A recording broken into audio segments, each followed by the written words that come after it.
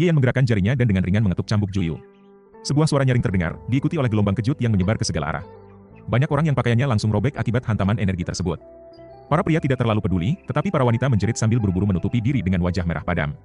Para pendekar yang lebih berpengalaman segera bereaksi, menghancurkan gelombang tersebut sebelum mencapai mereka. Juyu mengernyit dan menarik napas dalam. Jari-jari Ye Yan tetap utuh tanpa goresan sedikit pun. Apakah jari-jari itu terbuat dari emas murni? Gumamnya dalam hati. Bahkan logam mulia sekalipun akan bengkok jika terkena cambuknya. Namun Ye Yan tetap tidak terpengaruh. Monster, meski terkejut, Juyu justru semakin bersemangat. Ia tersenyum bangga. Ayo bertarung. Serunya sebelum menyerang lagi, benturan demi benturan terjadi. Cambuk Juyu berkelebat, mengeluarkan percikan api hijau.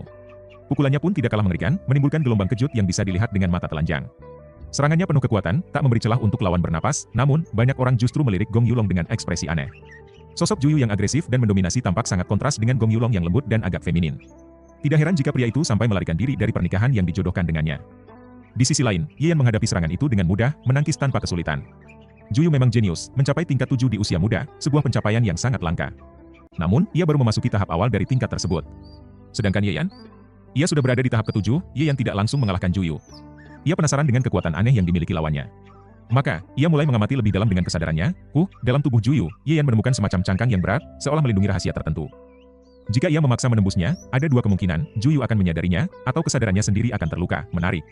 Sangat menarik, Ye Yan mulai menganalisis pola pada cangkang itu, berusaha mencari cara untuk membukanya tanpa kekerasan. Sementara itu, Juyu terus menyerang dengan intensitas tinggi. Rambut hitamnya berkibar liar, dan pakaian ketatnya memperlihatkan lekuk tubuh yang membuat banyak pria menelan ludah. Namun, tidak ada yang berani berpikir terlalu jauh. Jika mereka benar-benar menikahi wanita seperti ini, bisakah mereka bertahan hidup? Dari luar, pertarungan tampak berat sebelah. Juyu terus menyerang, sementara Ye Yan seolah hanya bertahan. Banyak yang mulai khawatir. Jika ini terus berlanjut, apakah Ye Yan akan kalah? Namun, Wang Qingsui dan dua wanita lainnya tetap tenang. Mereka tahu kekuatan sejati Ye Yan. Jika ia belum menyerang balik, pasti ada alasannya. Di dalam pikirannya, Ye Yan terus menyusun pola 3 dimensi dari cangkang tersebut. Ia mempercepat analisisnya. Jika terlalu lama, Juyu sendiri yang akan kelelahan duluan, para penonton mulai merasa ada yang aneh. Mengapa Ye Yan belum juga roboh? Sepintas, ia tampak seperti bertahan mati-matian. Tetapi jika diperhatikan lebih seksama, ia tidak terlihat kesulitan sedikit pun. Akhirnya, Juyu pun menyadari ada sesuatu yang tidak beres. Ia tiba-tiba berhenti dan menatap Ye Yan.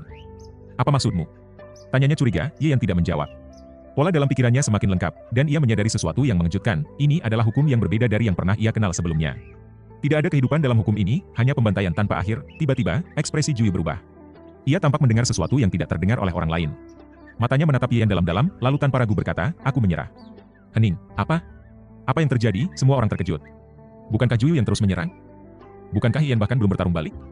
Mengapa tiba-tiba menyerah? Para penonton bingung, para siswa Tianan College juga bingung. Namun, tidak ada yang berani bertanya. Juyu terlalu kuat, dan mereka tidak ingin mencari masalah dengannya. Tanpa banyak bicara, Juyu berbalik dan pergi. Wasit yang sempat terdiam akhirnya mengumumkan, Jiangnan College menang. Sorakan meledak dari kubu Jiangnan College. Zhao Donghua dan beberapa lainnya bersorak kegirangan. Namun, tidak semua orang bisa tersenyum. Bagi Kang Xiong dan yang lainnya, kemenangan ini justru terasa pahit. Mereka ingin menunjukkan kemampuan agar direkrut oleh Daxia College, akademi tertinggi di negeri ini. Namun, kemenangan yang diperoleh tanpa pertarungan sesungguhnya justru membuat mereka tidak menonjol. Sungguh ironis, kini tidak ada lagi keraguan tentang siapa pemilik gelar juara. Semua orang yang awalnya ingin bertaruh pada kemenangan Jiangnan College pun terkejut ketika mengetahui bahwa taruhan telah ditutup. Bukan karena odds kemenangan Jiangnan College yang diturunkan, tetapi karena pihak penyelenggara tidak ingin lagi memberikan kesempatan untuk membagi uang secara cuma-cuma. Semua orang hanya bisa pasrah. Padahal, ini adalah kesempatan emas untuk meraup keuntungan besar. Hari berikutnya, pertandingan final pun dimulai. Jiangnan College berhadapan dengan Guangcheng College. Kali ini, Ye Yan tidak turun tangan langsung. Ia membiarkan Wang Qingsui dan yang lainnya bertarung lebih dulu. Dalam pertempuran 8 lawan 10, Jiangnan College jelas berada dalam posisi yang kurang menguntungkan. Namun, begitu Wang Qingsui mengaktifkan kekuatan bawaan alaminya, formasi Guangcheng College langsung kacau balau. Kemampuan Wang Qingsui memiliki efek yang mengejutkan dalam pertarungan kelompok. Semakin banyak musuh, semakin kacau mereka jadinya. Alhasil, Jiangnan College berhasil memenangkan pertandingan dengan mudah dan meraih gelar juara dalam kompetisi perguruan tinggi kali ini. Sorak-sorai menggema. Kang Xiong dan yang lainnya bersorak gembira. Tidak seperti sebelumnya, kali ini mereka meraih kemenangan dengan usaha dan kerja sama tim mereka sendiri. 8 lawan 10 melawan juara bertahan tahun lalu bukanlah hal yang mudah, sehingga kemenangan ini memiliki nilai yang sangat berharga. Seperti yang sudah diduga, beberapa dari mereka kemungkinan besar akan mendapat undangan dari Daxia Academy. Kini, mereka hanya perlu kembali dan menunggu kabar baik tersebut. Setelah final, tibalah saatnya pembagian hadiah. Pemenang kali ini mendapatkan 3 buah primordial hitam, yang memiliki efek meningkatkan akumulasi kekuatan spiritual, atau dengan kata lain, bisa langsung meningkatkan tingkat kultivasi. Namun, ada 10 orang dalam tim Jiangnan College, sementara buah yang tersedia hanya 3. Siapa yang akan mendapatkannya? Tanpa ragu, Ye Yan langsung mengambil ketiga buah tersebut. Apakah ada yang keberatan? Tidak seorang pun. Tanpa Ye Yan, Jiangnan College tak mungkin bisa mencapai final. Tanpa Wang Qingsui, mereka tak mungkin bisa memenangkan pertandingan. Jika Wang Qingsui sendiri tidak protes, lalu siapa mereka untuk menentangnya? Meski begitu, Ye Yan tidak ingin merampas segalanya tanpa imbalan. Sebagai gantinya, ia langsung melemparkan 10 batu roh tingkat atas kepada masing-masing anggota tim. Jumlah ini setara dengan 1000 batu roh tingkat rendah, sesuatu yang sangat berharga bagi mereka. Para anggota tim pun sangat gembira. Di akademi, mereka hanya menerima 10 batu roh tingkat rendah setiap bulan, itu pun hanya bagi mereka yang masuk dalam daftar utama. Kini, mereka mendapatkan 1000 batu roh sekaligus. Kekayaan instan, jika sebelumnya ada yang masih merasa tidak puas, kini semuanya hilang dalam sekejap. Malam itu, Huzi akhirnya sadar dari pingsannya. Mengetahui bahwa ia telah melewatkan seluruh pertandingan, ia langsung menyesal dan menepuk-nepuk dadanya sendiri. Kenapa ia harus tertidur di saat-saat penting seperti ini? Ye Yan pun menguji kekuatan Huzi dan merasa sangat puas. Tingkat 7, meskipun Huzi belum memiliki dasar dalam seni bela diri, darah dewa dan iblis dalam tubuhnya memungkinkan dia untuk mencapai kekuatan tingkat 7 tanpa pelatihan formal. Ini adalah jalur kultivasi yang berbeda dari yang lain. Malam itu juga, seseorang datang mengunjungi tempat Jiangan Khalid menginap. Orang itu adalah Juyu, namun, dia bukan datang untuk menemui Gong Yulong, melainkan Ye Yan. Siapa sebenarnya kau? Tanya wanita itu dengan nada dingin. Aku? Ye Yan tersenyum. Seharusnya aku yang bertanya begitu padamu. Saat berbicara, ia kembali menggunakan kesadarannya untuk melihat Juyu. Wajah Juyu langsung berubah drastis. Ia segera berdiri dengan waspada. Kau benar-benar bisa mengintai keberadaanku dengan kesadaranmu, serunya. Apakah kau menyembunyikan sesuatu? Ye Yan bertanya santai. HMPH, kau sedang mencari masalah sendiri. Juyu memperingatkan, Ye Yan tidak peduli. Jalan menuju kekaisaran dipenuhi dengan pertarungan dan pembantaian. Bagaimana mungkin ia takut dengan ancaman semacam ini? Sekarang aku benar-benar penasaran, siapa sebenarnya kau? Katanya. Juyu tidak menjawab. Tanpa berkata apapun, ia berbalik dan pergi. Seolah-olah ia khawatir jika ia tetap di sana lebih lama, Ye Yan akan berhasil mengungkap identitasnya. Tak hanya Juyu, Gong Yulong pun ikut pergi bersamanya. Ia bahkan secara sukarela mengajukan pengunduran diri dari Jiangnan College kepada Shao Donghua. Di akademi, seseorang bisa mengundurkan diri kapan saja, tidak seperti sekte yang lebih ketat dengan aturan dan hukuman bagi pengkhianat. Karena itu, Shao Donghua tidak bisa berbuat apa-apa selain membiarkannya pergi. Ye Yan mendengus. Juyu begitu terburu-buru membawa Gong Yulong pergi. Apakah itu berarti Gong Yulong juga memiliki rahasia yang sama? Seandainya Ye Yan tahu lebih awal, ia pasti sudah menjadikan Gong Yulong sebagai bahan penelitian, meskipun Ye Yan belum sepenuhnya memahami pola yang ada di dalam cangkang Juyu. Ia sudah lebih dari setengah jalan. Dengan dasar itu, ia yakin bisa menebak sisanya, karena ia telah menguasai asal mula Dao. Dao tetap abadi, tetapi hukum surgawi terus berubah. Jika hukum surgawi terus berkembang, bagaimana mungkin Ye Yan tidak mampu menafsirkannya? Jika bukan karena kultivasinya yang masih lemah, ia bisa langsung menembus esensi dari semuanya. Pagi berikutnya, rombongan Jiangnan College bersiap kembali ke Yangcheng. Kali ini, mereka kehilangan satu orang, Gong Yulong, tetapi mendapatkan satu anggota baru, seorang putri yang luar biasa cantik. Selama perjalanan, putri itu berkali-kali mencoba mendekati Ye Yan. Ia ingin menggunakan segala cara untuk menggoda pria itu, tetapi Ye Yan dengan kejam selalu mencekiknya dan melemparkannya keluar dari kamar. Seperti apa cara sang putri menggoda? Aku tahu kalian tidak suka membaca bagian itu, jadi aku tidak akan menuliskannya. Hal ini hanya membuat sang putri semakin terpancing. Semakin sulit untuk menaklukkan Ye Yan, semakin ia ingin memilikinya. Aku pasti akan menaklukkanmu, gumamnya dengan tekad membara. 7 hari kemudian, Ye Yan dan rombongannya telah memasuki perbatasan provinsi Jiangnan, hanya 2 hari perjalanan lagi menuju Yangcheng. Saat malam tiba, mereka memutuskan untuk menginap di sebuah penginapan. Setelah makan malam, semua orang beristirahat. Di tengah malam, Ye Yan tiba-tiba merasakan kehadiran seseorang yang memasuki kamarnya. Awalnya, ia mengira itu adalah sang putri penggoda yang selalu membuatnya pusing.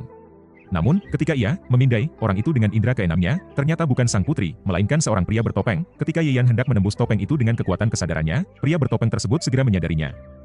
Ia pun mengaktifkan kekuatan spiritualnya dan membentuk penghalang untuk mencegah pengintaian Ye Yan.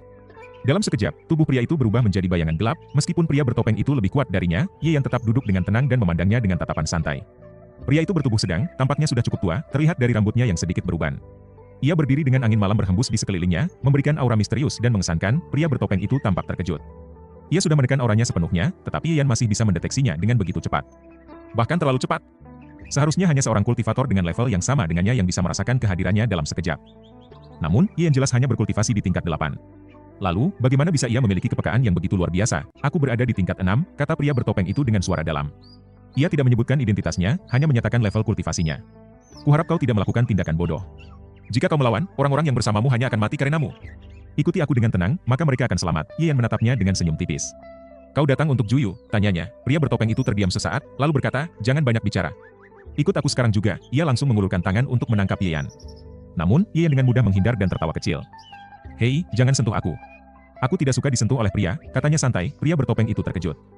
Meski hanya serangan biasa, sebagai seorang kultivator tingkat 6, tidak seharusnya seorang kultivator tingkat 8 bisa menghindarinya dengan begitu mudah. Apalagi, saat ini mereka berada dalam jarak yang sangat dekat. Menarik, gumamnya sambil menatap Ye Yan dengan penuh perhatian. Aku ingin melihat sejauh mana keanehanmu ini. Ye Yan tersenyum santai. Maaf, aku tidak berniat mengejutkanmu. Katanya ringan, cukup sombong. Pria bertopeng itu mendengus. Kali ini, ia tidak lagi meremehkan Ye Yan dan mengerahkan seluruh kekuatannya dalam serangan berikutnya. Namun, sebelum pria bertopeng itu berhasil menyerang, Ye Yan tiba-tiba membungkuk memberi hormat kepadanya. Dalam sekejap, pria bertopeng itu merasakan sesuatu yang aneh. Dadanya terasa sesak, seolah ada sesuatu yang menghantamnya dari dalam.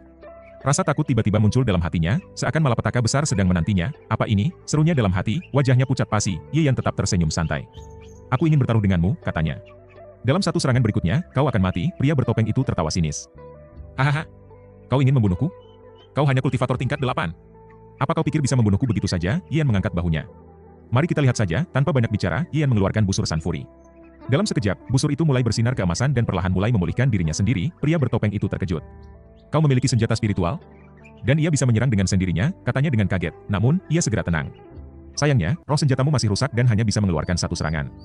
Jadi, bahkan dengan senjata itu, kau tetap tidak bisa membunuhku. Saat ia hendak menyerang, Ye Yan sudah menarik busur dan melepaskan panah api ke arahnya. Hah, serangan biasa saja. Pria bertopeng itu mengejek sambil mundur selangkah. Namun, tiba-tiba, langkah kakinya goyah. Lantai di bawahnya sedikit runtuh, membuat tubuhnya tersentak. Meskipun hanya sedikit, dalam pertempuran tingkat tinggi, itu sudah cukup untuk menentukan hidup dan mati. Tidak, pria bertopeng itu berteriak panik. Panah api itu melesat ke arahnya tanpa bisa dihentikan. Ia mencoba mengumpulkan kekuatan untuk menangkisnya, tetapi tiba-tiba rasa sesak muncul lagi di dadanya. Napasnya tersendat, gerakannya melambat. PFFT. Panah itu menembus dahinya, meninggalkan lubang besar tanpa darah yang keluar. Karena api telah membakarnya habis, pria bertopeng itu terdiam, matanya membelalak kosong. Beberapa detik kemudian, tubuhnya ambruk ke lantai. Dengan satu serangan, tubuh dan jiwanya hancur total. Setelah kejadian itu, orang-orang di penginapan akhirnya berani keluar dari kamar mereka. Mereka melihat sekeliling dengan bingung, mencoba memahami situasi yang baru saja terjadi. Ye Yan hanya menjelaskan secara singkat bahwa pria bertopeng itu adalah pencuri. Setelah menyadarinya, ia langsung membunuhnya tanpa banyak basa-basi. Tak seorang pun berniat meminta penjelasan lebih lanjut, ia kemudian menggeledah tubuh pria bertopeng itu. Tetapi tidak menemukan sesuatu yang berharga atau petunjuk mengenai identitasnya. Apalagi, tubuh pria itu telah hancur oleh Sun Fury Bao, tidak meninggalkan jejak apapun, bahkan jiwa yang bisa ditelusuri. Jadi, siapa sebenarnya pria bertopeng itu tetap menjadi misteri. Namun, bagi Ian, hal itu tidak terlalu penting. Jika ia cukup kuat, mengapa harus takut pada konspirasi apapun? Yang paling penting saat ini adalah terus meningkatkan kultivasinya. 2 hari kemudian, rombongan Ye Yan kembali ke Akademi Jiangnan. Begitu mereka tiba, suasana akademi langsung meledak dengan sorak-sorai. Semua orang merasa sangat bangga dan bersemangat, mereka telah memenangkan kompetisi akademi. Meskipun banyak yang telah menduga hasil ini, terutama setelah Ye Yan seorang diri menghancurkan keluarga Lin, tetap saja, di antara semua akademi di Daxia, banyak jenius luar biasa yang ikut berpartisipasi dalam kompetisi. Ada kemungkinan Ye Yan akan menemukan lawan yang sepadan, namun kenyataannya, ia tetap tak terkalahkan. Ye Yan tidak ingin repot berurusan dengan orang-orang yang datang memberi selamat, jadi ia menutup pintu dan menolak tamu. Bagi dirinya, hal seperti ini hanya membuang waktu. Adapun sang putri, ia menyerahkannya kepada Wang Qingsui. Ia meminta Wang Qingsui untuk mengawasi wanita itu dengan ketat agar tidak menambah masalah baru dalam hidupnya. Itu adalah hadiah atas kemenangannya dalam kompetisi akademi. Setelah itu, Ye Yan segera mulai berkultivasi. Ia mengambil 3 buah black primordial dan menyerap kekuatannya, berhasil meningkatkan kultivasinya hingga mencapai 70 meridian. Perjalanan ke kota Lin kali ini memakan waktu hampir sebulan. Namun, hasil yang didapatnya sangat besar. Dari 30 meridian, ia berhasil naik ke 70 meridian. Jika hanya mengandalkan kultivasi biasa, ia hanya akan meningkat 10 meridian dalam waktu yang sama. Namun, perjalanan menuju 90 meridian akan jauh lebih sulit. Tanpa bantuan harta surga dan bumi, ia memprediksi akan membutuhkan 2 bulan lagi. Setelah mencapai 90 meridian, tahap berikutnya akan menjadi semakin sulit. Setiap peningkatan akan membutuhkan akumulasi energi spiritual yang jauh lebih besar, bahkan bisa memakan waktu setahun penuh untuk membuka semua meridian. Aku harus memikirkan sumber daya kultivasi lagi, gumamnya. Ia mulai merindukan kehidupannya di masa lalu. Saat itu, ia telah mempersiapkan segalanya. Jika ia bisa hidup kembali dalam tubuh lamanya, ia hanya perlu terus berkultivasi dan dalam waktu singkat bisa kembali ke tingkat Kaisar Agung. Sekarang, ia bahkan harus berpikir 2 kali untuk membalas 1 koin tembaga agar bisa lebih hemat. Sungguh menyedihkan, Ye Yan mengeluarkan 5 lembar tiket batu spiritual dari sakunya. Saatnya menukarnya dengan batu spiritual. Dengan itu, ia bisa membangun formasi pengumpul energi spiritual yang akan mempercepat pertumbuhannya, namun, jumlahnya hanya 50.000. Betapa miskinnya, jika para keluarga kaya tingkat 7 di kota mengetahui pemikirannya, mereka pasti akan marah besar. 50.000 batu spiritual masih disebut miskin? Kalau begitu, bagaimana dengan mereka? Pengemis di antara pengemis? Keesokan harinya, Ye Yan membawa Huzi ke Ling Xinzuang, tempat resmi milik dinasti Daxia yang melayani pertukaran tiket batu spiritual. Silakan masuk, Tuan Muda Ye. Pegawai toko menyambut dengan penuh hormat. Sekarang, Ye Yan adalah sosok yang terkenal di seluruh kota Yang. Siapa yang berani bersikap tidak sopan padanya, Ye Yan mengeluarkan tiket batu spiritual dan menyerahkannya. Tolong tukarkan ini, pegawai itu mengambilnya dengan santai, sambil mempertahankan senyum bangga. Sebagai pegawai di Ling Xinzuang, ia merasa memiliki posisi yang tinggi. Bahkan para kepala keluarga kaya di kota ini tidak berani bersikap sombong di hadapannya. Namun, saat ia melihat angka yang tertera di tiket itu, tubuhnya langsung gemetar. 10.000. Batu spiritual kelas atas, mata pegawai itu membelalak. Ia mengusap matanya berkali-kali untuk memastikan tidak salah lihat. Namun, angka itu tetap sama. Gila, sebagai pegawai di sini, ia sudah sering melihat transaksi batu spiritual. Biasanya, orang-orang hanya menukar beberapa keping batu spiritual. Bahkan keluarga kaya hanya menukar ratusan batu spiritual kelas rendah dalam satu waktu. 10.000 batu spiritual kelas atas. Pegawai itu hampir jatuh terduduk. Maaf, Tuan Muda Ye, katanya dengan suara gemetar. Toko kami hanya memiliki sedikit lebih dari 100 batu spiritual kelas atas. Saya tidak bisa membayarkan semuanya sekarang. Ye Yan mengangguk santai. Ia sudah menduganya. Bahkan di kota Lin, toko batu spiritual mungkin hanya memiliki ribuan batu spiritual kelas atas dalam stoknya. Jika ingin menukar lebih banyak, pasti harus menunggu persiapan dari pihak pusat. Bahkan di ibu kota sekalipun, jumlah sebesar ini perlu dipesan terlebih dahulu. Tak masalah, katanya tenang. Berikan aku 100 batu spiritual kelas atas dan 500 batu spiritual kelas menengah. Sisanya bisa diganti dengan tiket batu spiritual. Ya, ya. Mohon tunggu sebentar. Pegawai itu buru-buru pergi. Beberapa saat kemudian, menir toko datang langsung untuk melayaninya. Orang yang memiliki 10.000 batu spiritual kelas atas bukanlah orang biasa. Dengan penuh kehormatan, menir toko menyajikan teh dan makanan ringan terbaik. Husi langsung melahap makanan itu dalam 2 gigitan dan mengeluh, kenapa camilannya kecil sekali? Bahkan tidak cukup untuk 1 suapan, menir toko tersenyum kecut. Makanan ini adalah camilan eksklusif dari Chai Yunsai, toko makanan terbaik di kota. Harganya mahal dan hanya tersedia 100 porsi per hari. Biasanya, hanya bangsawan yang bisa menikmatinya. Namun, melihat pelanggan di depannya memiliki 10.000 batu spiritual kelas atas, menir itu hanya bisa menahan diri dan tersenyum ramah. Tak lama, semua batu spiritual yang diminta sudah disiapkan. Sebelum pergi, Ye Yan memberitahu menir toko bahwa ia membutuhkan 100 batu spiritual kelas atas dan 500 batu spiritual kelas menengah setiap hari. Menir toko hampir pingsan. Siapa yang bisa menghabiskan batu spiritual sebanyak ini setiap hari? Dengan langkah tenang, Ye Yan meninggalkan toko. Sementara menir hanya bisa berdiri terpaku, merasa seperti terkena badai besar. Sungguh, orang kaya itu sangat menakutkan. Ye Yan membawa kembali batu roh yang baru saja ia tukarkan.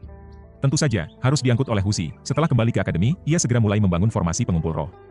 Banyak sekte biasanya memilih tempat dengan energi spiritual yang melimpah sebagai lokasi mereka, sehingga formasi semacam ini dapat mengumpulkan energi spiritual dari alam. Namun, formasi ini juga membutuhkan batu roh untuk mempercepat operasinya. Biayanya memang besar, tetapi manfaat yang diperoleh jauh lebih berharga. Namun, di Yangcheng, energi spiritual sangat tipis. Tidak heran, di kota ini manusia bertebaran di mana-mana. Tak peduli seberapa kuat energi spiritual suatu tempat. Jika terus-menerus diserap oleh banyak orang, maka tetap akan habis. Lihat saja sekte-sekte besar. Meskipun mereka memiliki tempat pelatihan yang kaya akan energi spiritual, jumlah murid yang mereka miliki pun tidak pernah mencapai puluhan ribu. Bahkan sekte besar pun hanya memiliki ribuan murid, karena itulah, Ye Yan tidak mencoba mengumpulkan energi spiritual Yangcheng. Itu hanya akan membuang-buang batu roh lebih banyak daripada jumlah energi yang bisa dikumpulkan. Sebaliknya, ia membangun formasi pengumpul roh yang bisa langsung melepaskan seluruh energi dalam batu roh, menciptakan lingkungan pelatihan buatan yang sangat kaya akan energi spiritual dalam skala kecil, berkat keahliannya. Membangun formasi semacam ini bukanlah tugas yang sulit. Kemudian, ia memanggil Wang Qingsui, Xiao Urong, Lin Danyan, dan Husi.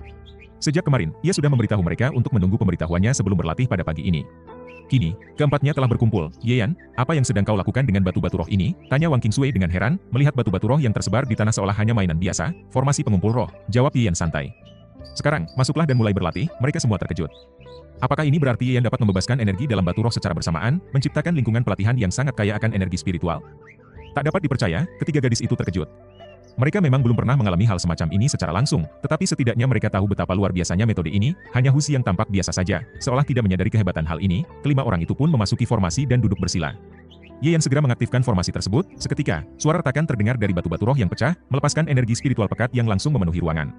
Tidak hanya udara yang terasa penuh dengan energi spiritual, tetapi setiap pori-pori tubuh mereka pun seakan menyerapnya tanpa henti. Namun, anehnya, semua energi ini tetap terkonsentrasi di dalam halaman Ye Yan. Seakan ada penghalang tak kasat mata yang menjaga agar energi tersebut tidak menyebar keluar. Tanpa formasi yang baik, energi spiritual ini pasti akan segera menguap begitu saja. Ketiga gadis itu kembali terkejut. Mereka benar-benar tidak menyangka hasilnya akan sehebat ini. Kenapa kalian masih terpana? Ayo cepat mulai berlatih, kata Ye Yan dengan nada tegas. Mereka segera mengalihkan perhatian dan mulai berkultivasi. Jika seseorang bisa melihat aliran energi spiritual, maka akan tampak 4 pusaran besar yang menyerap energi spiritual dengan rakus. Namun, hanya ada satu orang yang tidak membentuk pusaran energi, yaitu Xiao Urong. Kekuatan kultivasinya hanya berada di tingkat 5, dan ia bukan keturunan Dewa Iblis ataupun memiliki fisik istimewa. Karena itu, batas maksimal penyerapannya cukup terbatas. Meski ia menyerap energi 10 kali lebih cepat dibanding sebelumnya, tetap saja, dibandingkan dengan yang lain, kecepatannya terlihat lambat. Di antara 4 pusaran itu, yang terkecil adalah milik Wang Qingsui. Meskipun ia memiliki 2 jalur penyerapan, satu dari jalur kultivasi dan satu lagi dari darah keturunan Dewa Iblis, pusarannya masih lebih kecil dibandingkan dengan yang lain. Namun, darah Dewa Iblisnya berbeda dari yang lain. Kini ia berada dalam masa pertumbuhan, sehingga kebutuhannya terhadap energi sangat besar. Energi spiritual berputar memasuki tubuhnya, memperkuat darahnya dan meningkatkan kekuatannya. Di atas Wang Qingsui, ada Husi. Keturunan semut Tianjiao memiliki tingkat lebih tinggi dibanding rubah ekor 9, sehingga metode penyerapannya lebih kuat. Jika Husi juga berlatih kultivasi manusia, pusarannya pasti akan jauh lebih besar. Yang mengejutkan, pusaran terbesar kedua bukanlah milik Husi, melainkan Lin Danyan. Dengan bantuan kitab Suanin, tubuh Suaninnya telah sepenuhnya diaktifkan, membuatnya seolah menjadi lubang tanpa dasar yang terus-menerus menyerap energi. Pusarannya bahkan lebih besar dibanding gabungan Husi dan Wang Qingsui. Namun, semua itu tidak sebanding dengan pusaran milik Ye Yan. Bahkan jika keempat orang itu digabungkan, mereka tidak mampu menyerap sebanyak yang dilakukan oleh Ye Yan. Sebagai pemilik tubuh sumber Dao dan teratai emas Dao, batas penyerapannya sudah melampaui batasan normal yang bisa diberikan oleh alam semesta. Ia berubah menjadi pemangsa energi spiritual yang luar biasa. Dari seluruh energi yang dilepaskan formasi, 90% diantaranya terserap olehnya, sedangkan sisanya dibagi di antara yang lain. Meski begitu, mereka tetap mendapatkan manfaat yang sangat besar dari formasi ini. Bisa dibayangkan betapa hebatnya efek formasi ini. Dalam kondisi normal, satu batu roh tingkat tinggi bisa digunakan oleh seorang kultivator tingkat 8 selama 50 hari. Namun kini, dengan 5 orang berbagi, seharusnya batu-batu roh itu cukup untuk 10 hari. Namun kenyataannya, dalam 1 hari saja, energi spiritualnya sudah habis. Latihan menggunakan batu roh tingkat tinggi, ditambah dengan percepatan luar biasa hingga 10 kali lipat, hasilnya benar-benar luar biasa. Saat energi spiritual mulai menipis, Wang Qingsui dan yang lainnya tampak puas. Perkembangan mereka terlihat jelas dalam waktu singkat, sementara itu, Ye Yan tidak begitu puas. Biasanya ia bisa membuka 1 meridian dalam 3 hari. Tetapi sekarang menjadi 2 hari, meskipun ada peningkatan, perbedaannya tidak terlalu signifikan. Namun, setidaknya ada 2 manfaat utama. Pertama, latihannya tetap lebih cepat dari sebelumnya, dan kedua, ia bisa membantu Husi dan yang lainnya berkembang. Besok akan diulang lagi, ia bangkit dan kembali ke kamarnya. Diikuti oleh Husi yang langsung berlari masuk. Namun, Wang Qingsui, Lin Danyan, dan Xiao Urong saling berpandangan dan enggan pergi begitu saja. Saat itulah terdengar ketukan di pintu halaman, ketiga gadis itu terkejut. "Siapa yang datang? Aku yang buka," kata Wang Qingsui. Segera berlari ke pintu. Lin Danyan ingin ikut serta, tetapi akhirnya hanya menghela napas, merasa belum memiliki cukup kesempatan untuk mendekati Yan lebih jauh. Saat pintu terbuka, seorang pria bertubuh tinggi masuk. Itu adalah Nangung Changming. "Apakah Yan ada?" Kata-katanya terputus ketika ia melihat Lin Danyan di halaman. Matanya langsung membelalak, ibu selir. Ia mengucek matanya, tidak percaya dengan apa yang dilihatnya. Bagaimana mungkin Lin Danyan ada di sini? Lin Danyan menatap dingin pada Xiao dan berkata dengan nada sinis. "Apakah ini yang disebut putri selir?" "Haha, kau benar-benar terlalu memuji. Aku hanyalah selir Yan Xiao, bagaimana mungkin aku bisa disebut sebagai putri?" Wang Qingsui dan Xiao Urong dalam hati mencibir, merasa bahwa Lin Danyan benar-benar tak tahu malu. Namun, dengan Xiao tepat di depan mereka, mereka tidak bisa mengungkapkannya secara terang-terangan dan hanya bisa menahan diri. Selir Ye Yan, bajingan." Xiao menarik napas dalam-dalam dan menatap Lin Danyan lebih seksama. Tak peduli wajah, postur tubuh, atau aura yang terpancar, wanita di hadapannya ini sama persis dengan wanita yang ada di istana. Terlebih lagi, mungkinkah ada 2 orang di dunia ini yang memiliki kecantikan alami yang begitu menawan dan memabukkan? Mustahil, jika dia berpikir bahwa wanita ini hanyalah seseorang yang kebetulan mirip dengan sang putri, itu akan lebih sulit dipercaya. Tidak, ini adalah orang yang sama, meskipun tampak seperti hal yang mustahil. Xiao lebih memilih untuk mempercayai bahwa putri itu benar-benar telah melarikan diri dari istana. Awalnya dia merasa terkejut, marah, dan juga sangat iri. Namun, semakin dia berpikir, semakin dia merasa bersemangat. Beberapa hari terakhir, dia telah mengejar seorang wanita cantik bernama Zhong Qin dari Diao Pavilion. Namun, meskipun wanita itu selalu bersikap sopan, dia tetap menjaga jarak yang cukup jauh, membuat Xiao frustrasi. Mengingat kekuatan besar yang dimiliki oleh Diao Pavilion, Xiao tak berani bertindak ceroboh. Selama ini, dia menahan api dalam dirinya, mencari berbagai cara untuk menaklukkan Zhong Qin. Tetapi hari ini, dia justru menemukan sesuatu yang lebih besar. Sang putri ada di sini, di depan mataku. Sekarang, apakah dia masih membutuhkan pengganti? Bukankah lebih mudah mendapatkan wanita yang selama ini diinginkannya? Mengambil sang putri secara langsung di istana adalah sesuatu yang mustahil. Jika ingin memilikinya, dia harus naik tahta terlebih dahulu, lalu berpura-pura bahwa sang putri telah meninggal dan menggantinya dengan identitas lain agar bisa mengambilnya sebagai istrinya. Namun, untuk naik tahta, jalannya masih panjang dan penuh rintangan. Namun, sekarang dia hanya perlu meminta Lin Danyan dari Ye Yan. Betapa mudahnya itu. Lebih baik lagi, Lin Danyan sendiri menolak mengakui dirinya sebagai putri. Hal ini justru semakin menguntungkannya. Xiao segera menyesuaikan ekspresinya, tersenyum santai, dan berkata, "Maaf, sepertinya aku salah orang." Lin Danyan melihat kilatan nafsu di matanya. Itu adalah tatapan yang sama seperti yang sering dia lihat di istana. Dia tahu bahwa Xiao hanya berpura-pura tidak mengenalinya. Semua orang bisa mengenali dirinya sebagai putri istana, tapi dia sendiri tidak akan pernah mengakuinya. Mengapa? Jika dia mengakui identitasnya, maka Raja Wei akan punya alasan sah untuk membawanya kembali. Namun, jika dia tetap menyangkalnya, maka Raja Wei hanya bisa mencoba mengambilnya secara paksa, dan itu adalah tindakan ilegal yang tidak bisa dibenarkan. Meskipun semua orang tahu kenyataannya, hukum tetaplah hukum. Lin Danyan membenci keluarga ini. Dengan wajah datar, dia membalikkan badan dan masuk ke dalam kamar dengan langkah anggun. Xiao menatapnya dengan penuh hasrat. Tidakkah dia menyadari betapa luar biasanya wanita itu? Tidakkah Ye Yan sadar bahwa wanita yang dia abaikan begitu saja adalah keindahan luar biasa yang pantas dimiliki oleh seorang pria sejati? Dia tidak bisa membiarkan ini berlanjut. Tanpa ragu, Xiao masuk ke dalam kamar dan melihat Ye Yan sedang membaca buku, sementara Lin Danyan berdiri di sampingnya dengan tatapan menggoda. Tubuhnya yang menggoda dan ekspresinya yang penuh pesona seakan-akan mengundang siapapun untuk menjamahnya. Namun, Ye Yan sama sekali tidak tergoda, bahkan tidak meliriknya. Gila, Xiao merasa frustrasi. Bagaimana mungkin seorang pria bisa mengabaikan godaan semacam ini? Dia kemudian berdeham dan berkata dengan suara tenang. "Saudara Ye, aku ingin membuat kesepakatan denganmu." "Tidak tertarik?" jawab Ye Yan tanpa mengangkat kepala. "Sialan." "Setidaknya dengarkan dulu." Xiao menahan amarahnya dan tersenyum. "Saudara Ye, aku ingin membeli seorang pelayan darimu. Sebutkan saja harganya. Aku bisa memberimu apapun yang kau inginkan." Lin Danyan mencibir dalam hati. Dia dengan sengaja meminta menjadi selir Ye Yan untuk membuat Raja Wei marah. Tetapi yang lebih dulu terbongkar justru niat bejat putranya sendiri. "Kau salah. Aku adalah selir Tuan Muda Yan. Aku adalah wanitanya. Mana mungkin seorang pria memberikan wanitanya kepada orang lain?" Lin Danyan berkata manja sambil bersandar ke tubuh Ye Yan. "Yan Xiao, bukan begitu." Dia menggoda Yan dengan suara lembut, mengguncang lengannya dengan manja. Tatapannya menggoda, membuat darah siapapun yang melihatnya mendidih. Plak, Ye Yan menamparnya dengan ringan. Tetapi Lin Danyan justru tersenyum genit, menutupi bagian tubuhnya yang ditampar, dan berkata dengan nada menggoda, "Yan Xiao, kau jahat sekali. Ada tamu di sini. Setidaknya tunggu sampai dia pergi, baru kita bisa." "Kurang ajar." Xiao nyaris kehilangan akal sehatnya. Dia menatap Lin Danyan dengan marah dan berteriak, "Kau sudah gila? Bagaimana mungkin seorang putri yang terhormat memilih lelaki seperti dia?" Bagaimana mungkin dia pantas untukmu? Apa kau tidak takut pada kemarahan ayahmu? Lin Danyan segera merubah ekspresinya menjadi dingin. Aku sudah bilang, kau salah orang, kau jelas adalah putri itu. Xiao menahan amarahnya.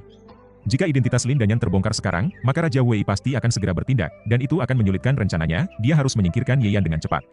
Jika dibiarkan lebih lama, keempat kekuatan besar di Xia akan segera bergerak untuk merebut busur matahari.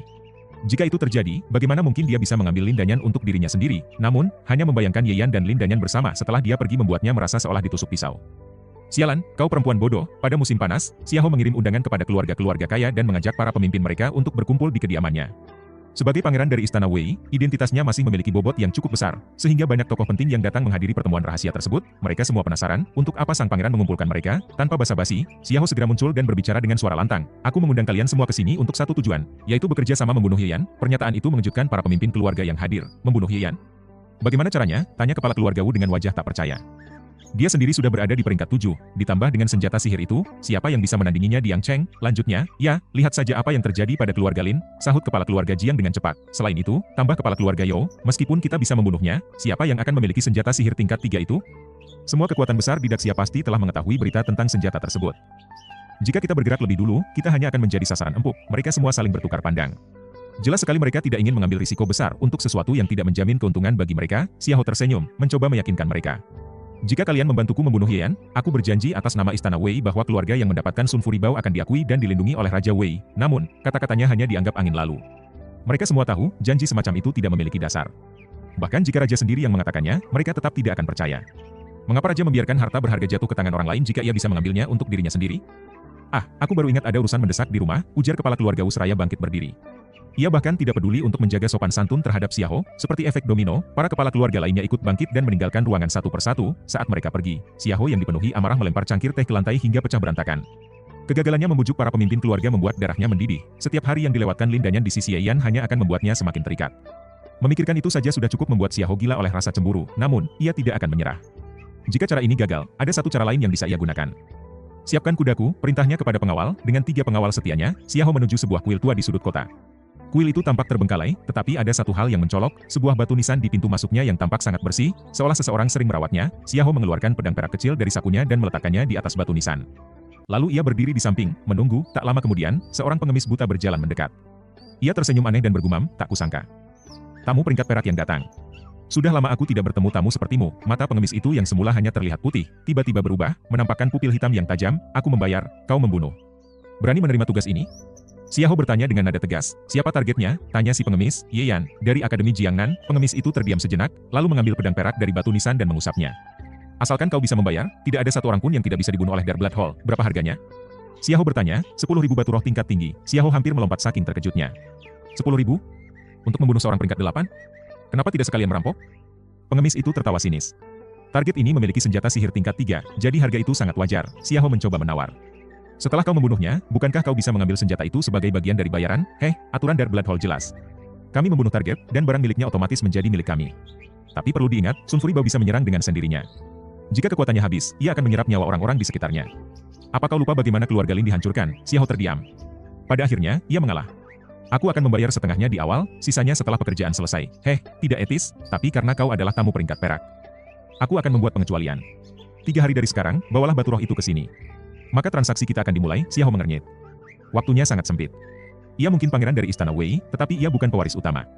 Mengumpulkan 10.000 batu roh tingkat tinggi bukan perkara mudah, namun, ia siap melakukan apa saja demi mendapatkan Lin Danyan. Ia bahkan pergi ke bank bawah tanah dan meminjam uang dengan bunga tinggi, hanya untuk mendapatkan 3.000 batu roh di sana, tentu saja. Ia tidak berniat membayar lunas. Begitu Ye Yan mati, ia akan menculik Lin Danyan dan bersembunyi di tempat yang tak diketahui siapapun. Sedangkan untuk dirinya sendiri? Selama ia tetap berada di istana, siapa yang bisa menagih utangnya? Akhirnya, Xiao berhasil mengumpulkan jumlah yang dibutuhkan dan menaruh 3 tiket batu roh di bawah batu nisan di kuil tua itu. Sehari kemudian, ia menerima sebuah surat tanpa kepala, hanya berisi 2 kata, diterima. Ia menyeringai. Dark Blood Hall terkenal karena efisiensi mereka dalam membunuh. Dalam beberapa hari, ia akan melihat mayat Yan, dan saat itu terjadi, ia akan segera bertindak. Tidak ada yang bisa merebut Lin Danyan darinya. Ia harus menjadi satu-satunya pemiliknya. Selamanya, di sebuah tempat tersembunyi, 2 orang lelaki tua duduk berhadapan. Yang satu tinggi, setidaknya 7 kaki, sementara yang lain pendek, bahkan lebih rendah 1 kepala dari yang tinggi. Siapa yang akan kau kirim untuk membunuh bocah itu? Tanya lelaki tua bertubuh pendek. Orang tua bertubuh tinggi merenung sejenak, lalu menjawab, Liang Qi. Apa dia bisa membunuh bocah itu jika belum mencapai tingkat ke-6 di lautan ilahi? Wajah lelaki tua pendek menunjukkan keraguan. Orang tua bertubuh tinggi tertawa. Liang Qi adalah yang terbaik dalam menyembunyikan auranya dan melakukan pembunuhan tanpa diketahui lawan. Selama waktu dan tempatnya tepat, dia bisa dengan mudah membunuh bocah itu, lalu bagaimana dengan senjata sihir tingkat 3? Tidak ada kesempatan untuk menggunakannya, hanya lelaki tua pendek. Setelah berpikir sejenak, dia tersenyum. Ya, rencana ini memang masuk akal. Namun, setelah kita membunuh bocah itu dan mendapatkan busur matahari, kita masih harus berhati-hati. Kepala aula kita masih terjebak di puncak tingkat 5. Jika dia bisa menembus tingkat 4, ditambah dengan senjata sihir tingkat 3, maka aula darah hitam akan semakin tak terhentikan. Bahkan negara pun bisa jatuh ke tangan kita, lelaki tua pendek tersenyum licik. Keluarga Xia bisa bertahan selama bertahun-tahun karena mereka memiliki senjata sihir tingkat 3 yang rusak. Tapi jika aula darah hitam mendapatkan senjata yang lengkap, kita hanya perlu menunggu kepala aula menembus batasnya. Saat itu tiba, kita bisa menggulingkan keluarga Xia. Bagaimanapun, kerajaan Daxia mengalami banyak perpecahan internal. Keluarga Xia memang keluarga terkaya dan terkuat, tetapi mereka tidak bisa menekan semua kekuatan besar di negeri ini sendirian. Apalagi banyak kekuatan tingkat 4 yang jika bersatu, bisa menjatuhkan mereka. Semua ini terjadi karena senjata sihir tingkat 3 milik Daxia telah rusak dan kehilangan kekuatannya. Namun, jika aula darah hitam mendapatkan busur matahari, peluang untuk menggulingkan dinasti telah tiba. Tapi, bagaimana jika Liang Qi gagal? Lelaki tua pendek tiba-tiba bertanya, orang tua bertubuh tinggi tersenyum kecil. Aku sudah menyiapkan rencana cadangan. Bocah itu pasti mati. Sementara itu, Yan memanggil Wu Ming dan memberinya tugas, belilah logam dalam jumlah besar. Jenis apapun, baik besi biasa maupun emas langka, aku ingin semuanya. Perintahnya, Yan pun memberikan Wu Ming 10.000 batu roh tingkat rendah, cukup untuk membeli seluruh persediaan besi di kota. 2 hari kemudian, Wu Ming mengundangnya ke sebuah manor rahasia di selatan kota. Tempat ini adalah properti pribadinya. Tempat ia menyembunyikan seorang wanita cantik.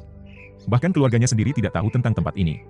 Karena logam dalam jumlah besar yang dibeli tidak bisa dikirim ke akademi, ia memutuskan menyimpannya di sini, di dalam halaman. Berbagai jenis logam menumpuk seperti gunung, waktunya terlalu singkat. Jadi sejauh ini aku hanya bisa mengumpulkan 400.000 kati, kata Wu Ming dengan hati-hati. Yan mengangguk dan melambaikan tangan, memberi isyarat agar Wu Ming pergi. Ia tidak ingin ada yang tahu bahwa ia akan menggunakan emas kekacauan abadi untuk menyerap logam-logam tersebut. Wu Ming menurut, segera keluar dan menutup pintu, bahkan tidak berani berdiri di dekatnya. Yan mengerahkan pikirannya.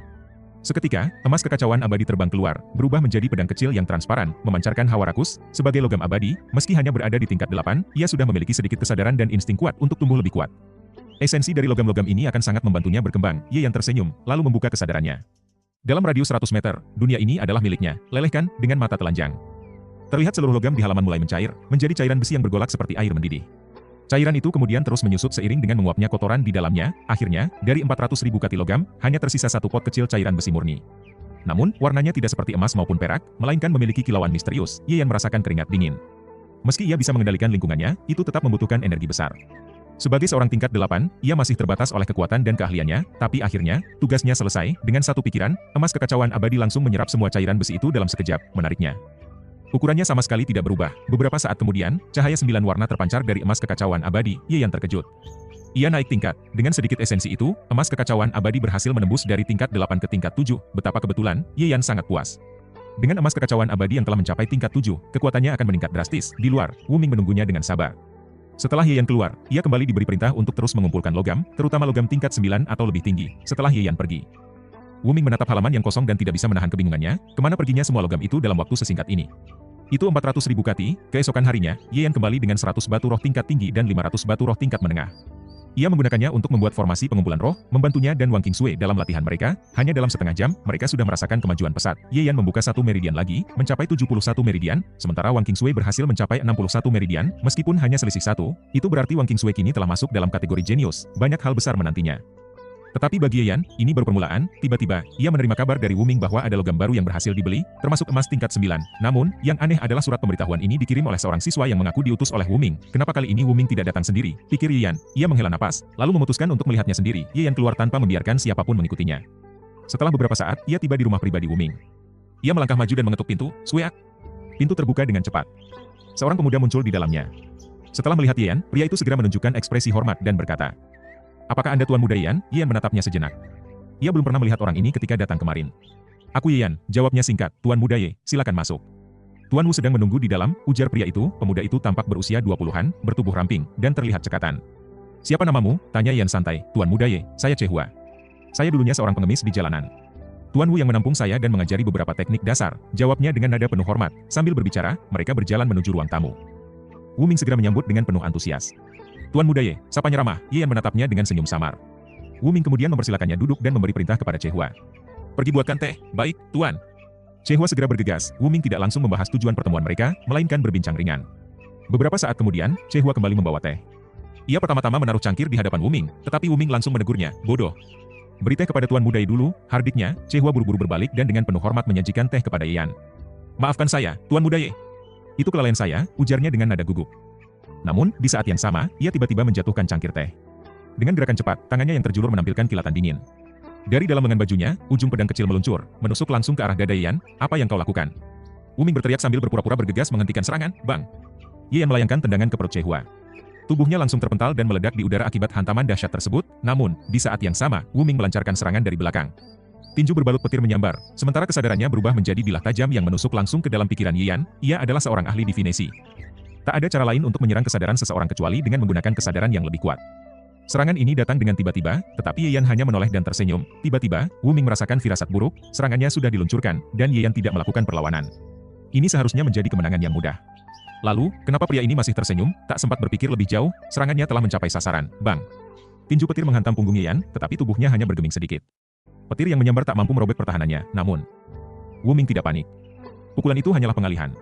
Serangan sebenarnya adalah bila kesadarannya yang telah menikam langsung ke dalam pikiran Yan. Kesadarannya menerobos ke dalam divinasi milik Yan, namun, dalam sekejap, ekspresi Wuming berubah menjadi ketakutan, ia seperti menabrak lautan luas yang tak berujung. Kesadaran Yan begitu kuat, luas, dan agung. Bagai menghadapi kehendak surga, Wuming hanya bisa gemetar dan ketakutan. Bagaimana ini bisa terjadi? Yan hanyalah seorang ahli peringkat 8, bahkan jika ia telah memasuki divinasi, mustahil ia memiliki kesadaran sekuat ini. Bilahan kesadarannya hancur seketika. Wuming menerima serangan balik yang luar biasa.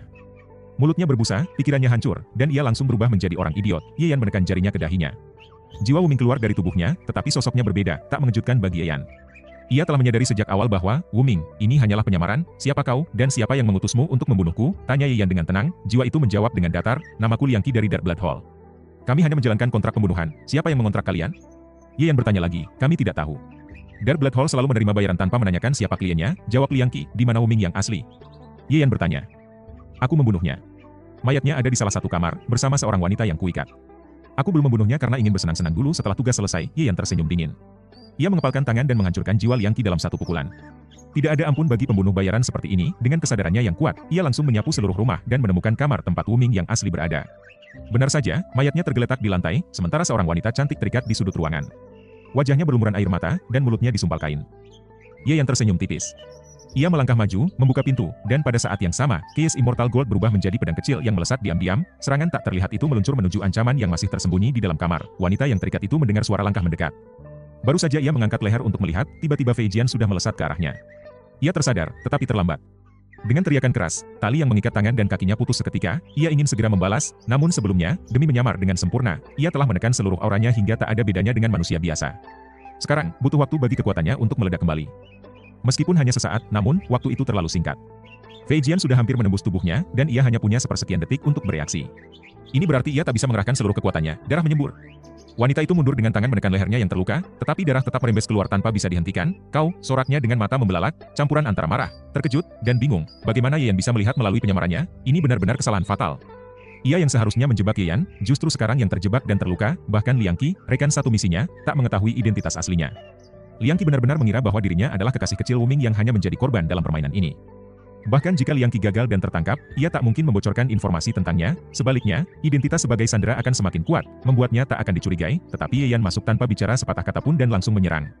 Serangan itu begitu aneh dan mematikan, hingga ia baru menyadarinya ketika pedang sudah menembus kulitnya. Bagaimana kau bisa mengetahui identitasku? Tanyanya, tak percaya. Bagaimana Yan bisa tahu? Yan tak menjawab. Ia hanya melangkah maju dan melancarkan pukulan telak, teknik kekaisaran, 100 pukulan. Ia ingin mengakhiri pertarungan ini dengan cepat. Wanita itu berteriak tajam, dan dengan gerakan cepat, ia menghunuskan pedang tipis dari balik lengan bajunya. Pedang itu seketika menjadi lurus dan menusuk ke arah Yan. Tusukan itu bertenaga penuh, bagaikan gelombang laut yang mengamuk. Yan tersenyum kecil. Kekuatan wanita ini ternyata lebih tinggi dari Liangqi, setidaknya berada di lapisan ketujuh Guanshenhai. Jika ia melawan langsung sejak awal, mungkin akan sedikit merepotkan untuk menundukkannya. Namun, karena wanita ini berusaha bersandiwara, ia malah terkena serangan pertama dan terluka. Sekarang, dalam keadaan terluka parah, mungkinkah ia bisa membalik keadaan? Yan melancarkan serangan bertubi-tubi. Pukulan-pukulan yang ganas, mendominasi segalanya. Ini adalah teknik kekaisaran. Wanita itu hanya mampu bertahan selama 7 pukulan sebelum pukulan keras menghantam dadanya. Seketika, jantungnya hancur. Darah mengalir dari 7 lubang di wajahnya, tubuhnya terhuyung 5 langkah ke belakang sebelum akhirnya jatuh dengan suara keras. Debu berhamburan, dan ia tak bernyawa lagi. Yan bahkan tak repot-repot menginterogasi arwahnya. Ia langsung membuka reinkarnasi dan menyerap jiwanya yang kebingungan. Siapa yang ingin membunuhnya? Ada banyak kemungkinan, tetapi tersangka utama tentu saja Xiahou. Senyuman sinis tersungging di bibir Yan. Jika Xiahou begitu ingin menyingkirkannya, itu berarti kekuatan peringkat keempat akan segera bergerak. Oh, dan tatapan Xiahou pada Lin Danyan sebelumnya juga mencurigakan. Jelas ada niat tersembunyi terhadap ibu mertuanya itu. Fakta bahwa Lin Danyan kini berada di sisinya pasti membuat Xiahou semakin tidak bisa menahan diri. Kalau begitu, saatnya mengirimnya ke akhirat. Mata Ye Yan berkilat dingin. Jika kau ingin membunuh seorang kaisar, kau harus siap untuk mati. Bahkan Raja Wei tidak akan bisa melindungimu.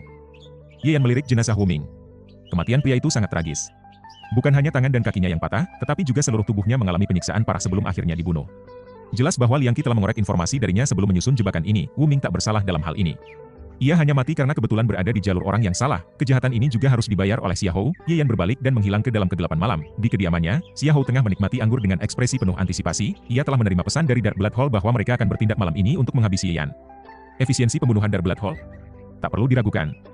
Jika dua orang memiliki tingkat kultivasi yang sama, satu dari akademi, satu dari Dark Blood Hall, berapa persen peluang sukses bagi pembunuh Dark Blood Hall? 100%. Mereka adalah pembunuh profesional. Membunuh adalah keahlian mereka. Dengan metode tak terduga, korban akan mati bahkan sebelum menyadari bahaya. Jadi, begitu Dark Blood Hall bergerak, artinya Ye Yan sudah pasti mati. Jika Ye Yan mati, maka sang putri akan menjadi miliknya. Memikirkan wanita cantik yang telah lama ia idam-idamkan, Xiahou tak bisa menahan senyum panas. Ia melirik pelayan cantik di sampingnya. Jika ini hari biasa, ia pasti sudah menyeretnya keranjang, tapi tidak hari ini, malam ini. Ia akan menangkap Lin Danyan dan melampiaskan segalanya padanya. Ia telah mendambakan wanita itu selama bertahun-tahun, dan akhirnya saat itu tiba, terlebih lagi, wanita itu bahkan rela menjadi selir Ye Yan. Ini benar-benar penghinaan. Ia akan menghukumnya, saat ia masih larut dalam fantasi, tiba-tiba pintu terbuka tanpa suara, seseorang masuk dengan langkah santai, seolah-olah ini adalah rumahnya sendiri, kurang ajar. Pelayan itu langsung berseru. Berani-beraninya kau masuk tanpa mengetuk pintu. Apa kau tidak tahu sopan santun? Ye Yan menatapnya sekilas. Pelayan itu langsung lemas dan jatuh ke lantai, semua ingatannya tentang malam ini telah dihapus, melihat ia hanya seorang biasa, Ye Yan tak repot-repot membunuhnya. Xiahou terperanjat, wajahnya penuh keheranan, kenapa Ye Yan ada di sini? Dark Blood Hall sudah bergerak. Bukankah seharusnya Ye Yan sudah mati? Lalu, apa yang akan dia lakukan di sini? Ye Yan, kau harus memberiku penjelasan. Xiahou berkata dengan marah, berusaha menutupi kegelisahannya. Sebagai Pangeran Wei, siapa yang berani menyerbu rumah pribadinya? Ye Yan tersenyum. Detak jantungmu 2 kali lebih cepat dari biasanya. Apa karena rasa bersalah? Xiahou membelalak. Ye Yan bisa mendeteksi detak jantungnya dari jarak sejauh ini. Aku hanya minum terlalu banyak. Xiahou mencoba berkilah. Tapi aku tetap butuh penjelasan kenapa kau menerobos masuk. Ia menunggu para penjaga muncul, tetapi tak seorang pun datang. Ye Yan menggeleng. Jangan buang waktumu. Semua 17 penjagamu sudah aku habisi. Xiahou membeku, ketakutan mulai menyelimuti hatinya. Aku akan memberimu satu kesempatan, kata Ye Yan santai. Kau punya waktu setengah batang dupa. Jika bisa meyakinkanku, aku akan membiarkanmu hidup. Bang, di musim panas, tubuhku seolah tertimpa beban seberat 10.000 pon. Lututku langsung menghantam tanah, dan aku tak mampu lagi berdiri. Aku mendongak, menatap Ye Yan. Meskipun ia hanya duduk, auranya sama sekali tak berkurang. Ia seperti raja tak terkalahkan yang bertahta di singgasana, menatap dunia dengan penuh wibawa. Tak seorang pun bisa menyainginya, benar-benar mengesankan, bagaimana mungkin ada yang bisa dibandingkan dengan Kaisar ke-9, dengan cepat, aku mencoba merapikan pikiranku.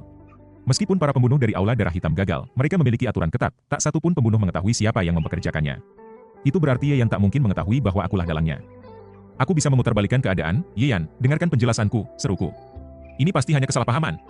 Aku sangat mengagumi kemampuanmu dan ingin merekrutmu untuk bersama-sama meraih kejayaan. Aku tidak tahu apa yang telah kau alami atau apa yang kau dengar, tapi ini semua hanya salah paham. Aku bersumpah, ini tak ada hubungannya denganku, Bang. Belum sempat aku menyelesaikan kalimatku, tekanan luar biasa menghantam tubuhku. Aku tak mampu mengangkat kepala. Napasku terengah-engah, tubuhku tertindih oleh kekuatan tak kasat mata. Itu tidak cukup untuk meyakinkanku. Ye Yan tertawa kecil, menginjak kepalaku dengan kakinya dan menekannya ke tanah. Seorang kaisar sejati tak akan merendahkan diri dengan penghinaan seperti ini. Tapi Ye Yan masih muda, emosinya belum sepenuhnya terkendali. Terkadang, ia membiarkan dirinya bertindak semaunya. Aku merasa dipermalukan. Aku adalah pewaris Raja Wei. Di seluruh Jiangnan, hanya ayah dan 2 kakakku yang memiliki kekuasaan lebih besar dariku, dan kini, kepalaku diinjak seperti sampah. Jika Raja Wei tahu ini, ia pasti akan menghajarku lebih dulu sebelum membantai Yan dengan segenap kekuatannya. Lebih dari itu, pria yang menghinaku ini adalah orang yang telah mengambil tubuh Lin Danyan. Dia merenggut wanita yang kuinginkan, lalu menginjak-injak harga diriku. Rasa sakit dan amarah ini membuatku menggigit gigi hingga hampir patah. Tunggu saja. Tunggu, selama aku bertahan hidup hari ini. Aku bersumpah akan mencincangmu. Aku akan membantai seluruh keluargamu, Bang. Ye Yan kembali menginjakku. Aku merasakan beberapa gigiku pecah, sementara tanah di bawahku retak akibat tekanan itu. Darah bercampur liur mengalir dari bibirku. Kau masih berani menyimpan niat busuk dalam hatimu. Suara Ye Yan terdengar dingin dan tajam, tubuhku bergetar ketakutan. Wajahku kini berlumuran darah, terbenam dalam reruntuhan tanah dan batu. Napasku tersengal, rasa sakit menjalar ke seluruh tubuhku. Aku benar-benar ketakutan sekarang. Apa yang kau inginkan? Sebutkan syaratnya. Aku berteriak putus asa. Apa yang bisa kau tawarkan padaku? Ye Yan menyeringai. Batu spiritual, senjata sihir, jabatan. Apapun yang kau inginkan, aku bisa memberikannya. Aku berusaha bernegosiasi secepat mungkin. Ye Yan tertawa pelan. Batu spiritual? Aku baru saja menjual buku bela diri tingkat 2 di Linceng seharga 120.000 batu spiritual tingkat tinggi. Senjata sihir? Aku baru mendapatkan senjata tingkat 3, meskipun tidak terlalu puas, tapi aku juga mendapat bahan kekaisaran di Linceng. Jabatan? Dulu aku pernah menguasai seluruh Kyushu, menurutmu ada jabatan yang lebih tinggi dari itu? Aku merasa tubuhku membeku. Jika Yan mengatakan yang sebenarnya. Betapa menakutkannya orang ini, namun, entah kenapa, aku merasa ia tidak berbohong, aku menelan ludah, tapi sebelum bisa berkata apapun, tekanan pada tubuhku bertambah. Arg. Aku menjerit kesakitan. Darah menyembur dari pori-poriku, sementara seluruh tulang di tubuhku mulai retak di bawah tekanan dahsyat ini. Cepatlah, waktumu tinggal setengahnya. Suara Yan terdengar seakan penuh belas kasih, tapi aku tahu itu hanya permainan. Tubuhku bergetar hebat. Aku menangis, air mata dan ingus bercampur. Jangan bunuh aku. Aku akan melakukan apapun yang kau inginkan, bahkan jika kau menyuruhku membunuh ayahku sendiri. Benar-benar anjing tak tahu malu. Yan mendengus jijik. Tekanan di sekelilingku meningkat. Aku menjerit lagi, darah menyembur dari tubuhku seperti kabut merah. Jangan bunuh aku. Jangan bunuh aku. Aku meratap ketakutan. Putri. Aku tahu sesuatu tentang Putri. Ayah menganggapnya sebagai tahanan. Jika ia tahu Putri ada bersamamu, dia akan melakukan apapun untuk membunuhmu. Jika kau melepaskanku, aku bisa membantumu menyembunyikan keberadaan sang putri. Aku akan memastikan ayah tidak mengetahuinya. Yan tertawa. Bagaimana jika aku justru ingin Raja Wei tahu bahwa putrinya ada bersamaku? Aku membeku. Kepalaku terasa kosong. Napasku tercekat, orang ini gila, ketakutan melumpuhkanku. Dan kemudian, aku merasakan sesuatu yang hangat dan basah di kakiku. Bau busuk menyebar, aku ketakutan sampai kencing di celana, menjijikkan. Yan menghela napas kecewa. Dengan satu gerakan, tekanan dahsyat menyapu tubuhku. Arg, aku tak sempat berteriak lebih lama. Tubuhku meledak menjadi genangan darah dan serpihan daging. Tak ada satu tulang pun yang tersisa utuh. Sejak awal, Yan tak berniat membiarkanku hidup. Batas waktu yang ia berikan hanyalah permainan, tapi aku bahkan tak mampu bertahan sampai akhir permainan itu. Kedatangan kekuatan tingkat 4 sedikit di luar dugaanku. Yan bergumam. Kupikir mereka akan menyerang saat aku masih dilinceng, tapi rupanya mereka menunggu. Senjata sihir tingkat 3 terlalu berharga. Siapapun yang mendapatkannya lebih dulu, belum tentu jadi pemenang terakhir. Menaklukkan senjata sihir dengan roh bawaan bukan perkara mudah, apalagi bagi mereka yang hanya di tingkat 4. Ia menatap langit dengan mata penuh keyakinan. Aku harap mereka tidak memaksaku mengambil langkah terakhir. Jika itu terjadi, mereka semua akan mati. Setelah malam berlalu, Yang Cheng pun gempar. Xiahou tewas, putra ketiga dari Istana Wei, jenius akademi berbakat, ditemukan tewas di sebuah rumah pribadi dengan tubuh yang hancur lebur hingga hampir tak bisa dikenali. Siapa yang begitu berani-berani menyerang seseorang sepertinya? Hari itu, seluruh Yang Cheng membahas kejadian ini dengan heboh. Utusan Duca begitu cemas hingga hampir mencabik-cabik rambutnya sendiri. Habis sudah, bagaimana ia bisa menjelaskan ini kepada Istana Wei, di bawah yurisdiksinya, cucu seorang bangsawan tewas secara mengenaskan. Bahkan jika akhirnya pembunuhnya tertangkap, ia tetap akan menjadi kambing hitam. Apa dosaku hingga seseorang ingin mencelakaiku seperti ini? Dalam kepanikan, ia segera memerintahkan penyelidikan menyeluruh. Semua orang melepaskan pekerjaan mereka dan hanya fokus menyelidiki kematian Xiahou. Tak hanya pengadilan, keluarga-keluarga kaya di kota pun harus ikut turun tangan dalam pencarian pembunuh.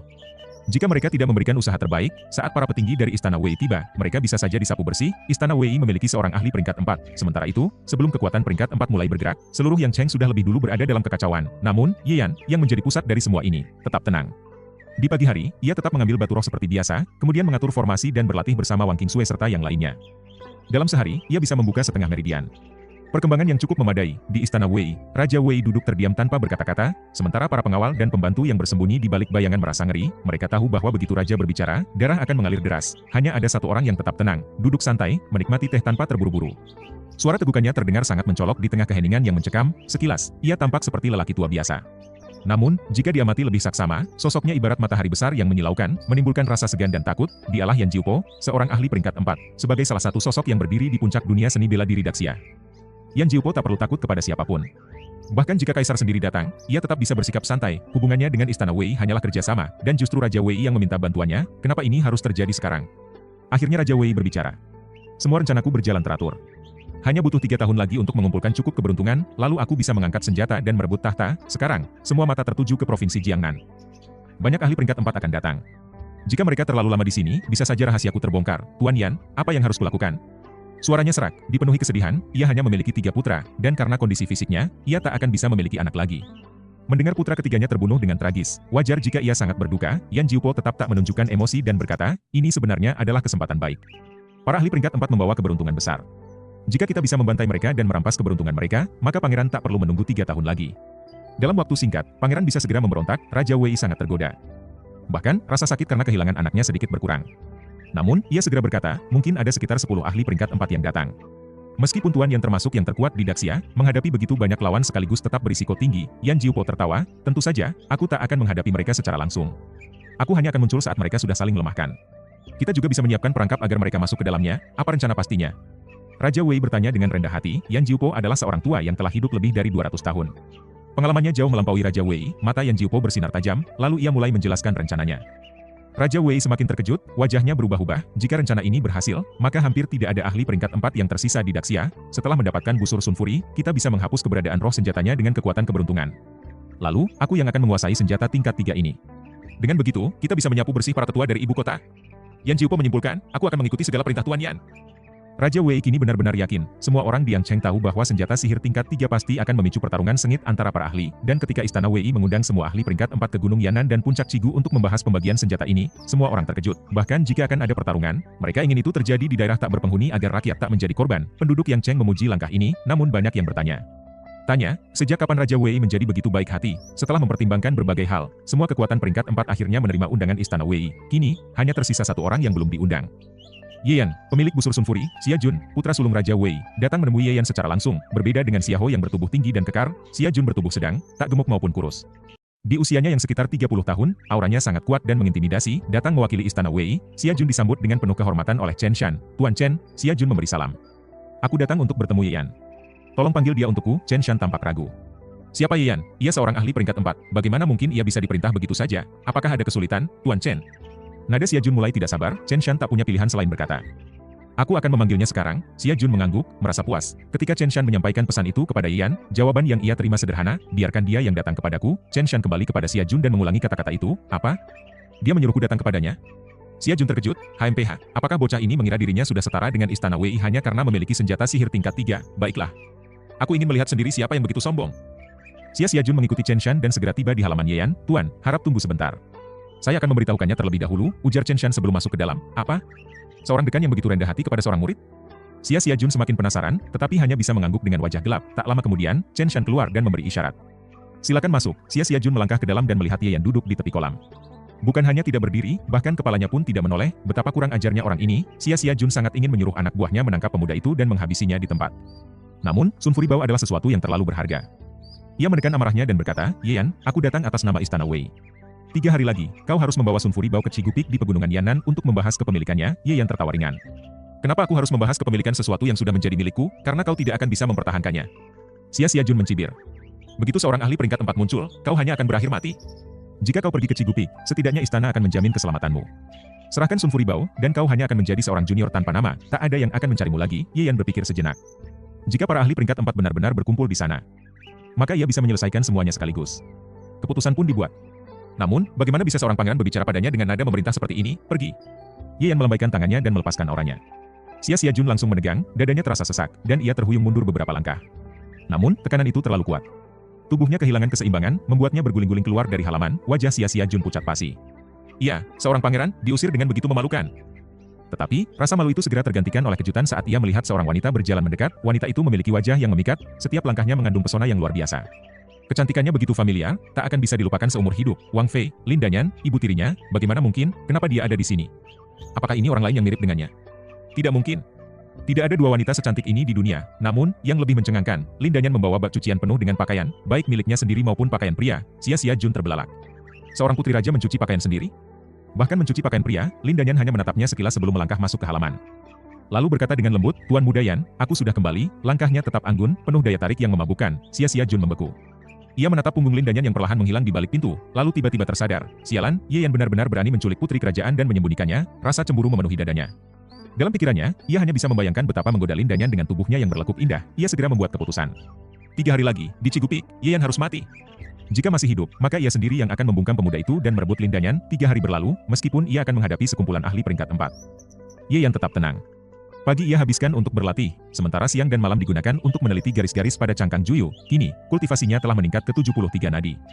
Lebih penting lagi, ia telah sepenuhnya memahami pola di cangkang tersebut. Menarik, sangat menarik, gumamnya sambil menutup mata, membayangkan pola yang telah ia pecahkan. Ini memang hukum, tapi bertentangan dengan hukum dunia saat ini. Jadi ini berasal dari era hukum surga yang sebelumnya. Pantas saja kekuatan Juyu muncul dari dalam tubuh, bukan dari dunia luar. Hukum ini tidak diakui oleh surga yang sekarang. Juyu, Gong Yulong, siapa kalian sebenarnya? Sepertinya aku harus pergi ke Provinsi Tianan untuk mencari tahu. Pegunungan Yan'an, Cigu Peak. Ye Yan datang seorang diri. Saat menatap gunung di hadapannya, senyum penuh arti muncul di bibirnya. Jadi, tempat ini yang dipilih oleh Istana Wei, ambisi mereka sungguh besar. Namun, mereka tidak akan pernah menyangka bahwa dirinya, yang tampak hanya seorang ahli peringkat 8, sebenarnya memiliki pemahaman 10 kali lebih tinggi dari para master formasi terbaik di negeri ini. Bisia. Bahkan ahli formasi terkuat pun tidak layak menjadi murid atau cucunya. Saat memasuki lembah, ia melihat pasukan penjaga istana yang melarang orang luar masuk. Setelah melaporkan namanya, seorang prajurit membawanya masuk. Di dalam lembah, terdapat tanah lapang yang luas, sementara bagian tepinya sedikit lebih tinggi seperti tribun.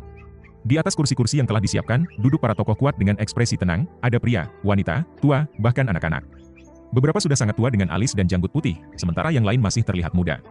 Namun, begitu mereka membuka mata, cahaya tajam terpancar, memasuki peringkat 3 memungkinkan seorang pejuang mendapatkan tambahan umur 200 tahun dan meremajakan tubuhnya. Apakah mereka ingin tetap muda atau tetap tampak tua demi mempertahankan wibawa? Itu tergantung pilihan mereka, namun, berbentuk anak kecil. Mungkin ada kesalahan dalam kultivasi mereka, hingga harus terjebak dalam wujud seperti itu. Kehadiran Ye Yan awalnya tidak menarik perhatian siapapun. Seorang peringkat 8? Hanya remah-remah di hadapan mereka, namun, begitu seseorang membisikkan sesuatu, semua mata tajam langsung menatapnya. Sun Furibao ada pada pemuda ini, kalau saja mereka tidak harus bersaing dengan yang lain, mereka pasti sudah turun tangan untuk merebutnya. Tapi, siapapun yang bergerak lebih dulu akan menjadi musuh semua orang. Maka, mereka hanya bisa menahan diri. Namun, ada 11 ahli peringkat 4 di sini. Tekanan dari tatapan mereka saja cukup untuk membuat seorang pejuang peringkat 7 langsung lumpuh. Namun, Ye Yan tetap melangkah dengan tenang, seolah tak menyadari kehadiran mereka. Para ahli itu saling pandang, penasaran. Bagaimana anak ini bisa begitu tenang? Jarak antara peringkat 4 dan 8 terlalu jauh seperti langit dan bumi, tapi pemuda ini tak menunjukkan sedikit pun tanda ketakutan. Mereka mulai mengerti, tidak heran Sun Furibao memilihnya.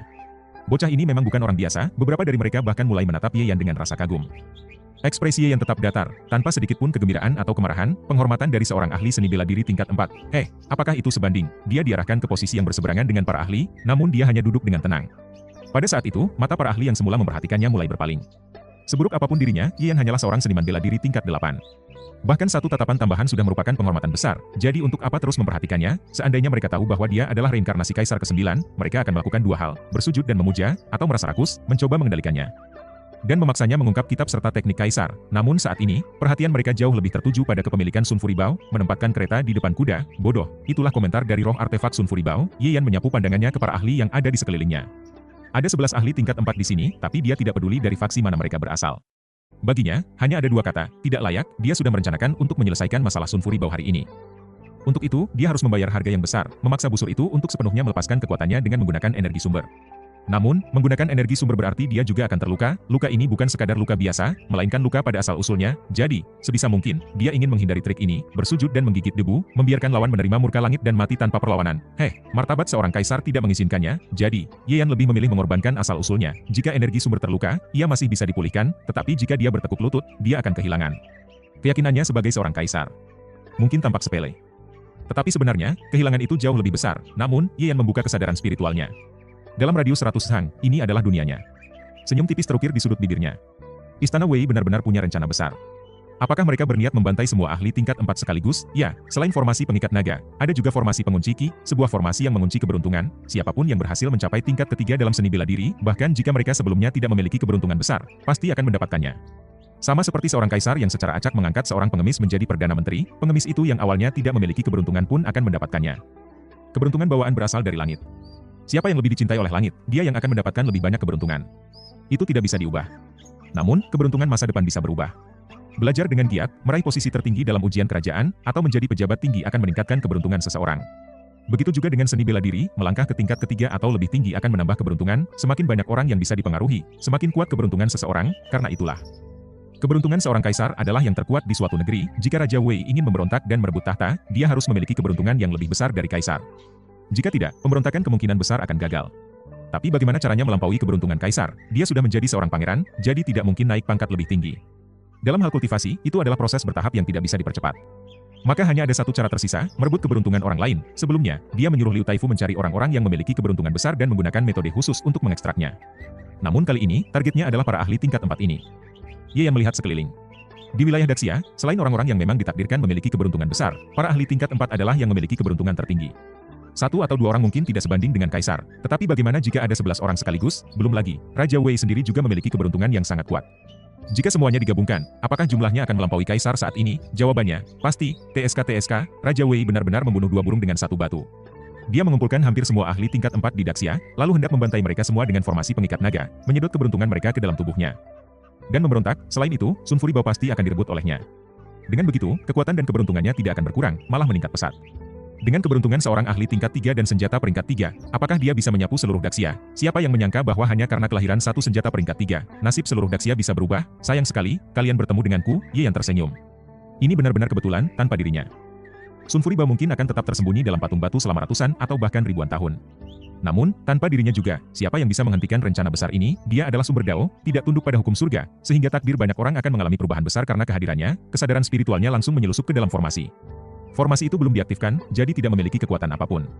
Dan karena dalam radius 100 sang ini adalah wilayah di bawah kendalinya, menghancurkannya menjadi sangat mudah. Tak seorang pun akan menyadari apa yang telah terjadi. Raja Wei, Raja Wei, bersiaplah untuk terkejut. Tiba-tiba, sebuah sosok melesat ke depan. Bersinar terang seperti matahari, Yan Jiupo, 11 ahli tingkat 4 yang duduk di tribun langsung menatap pria tua bercahaya itu dengan tatapan waspada. Di Daxia, jumlah ahli tingkat 4 tidak lebih dari 20 orang. Setiap orang di antara mereka adalah tokoh besar yang bisa mengguncang negeri ini hanya dengan menggerakkan kaki mereka. Namun, meskipun sama-sama tingkat 4, ada perbedaan besar dalam kekuatan mereka. Tingkat 4 dikenal sebagai ranah tubuh dewa, proses membangun kembali tubuh agar menjadi tubuh emas yang tidak bisa dihancurkan. Namun, tubuh emas hanya istilah umum. Ada yang hanya bisa mencapai tubuh perunggu, tubuh perak, lalu tubuh emas sebagai standar dasar.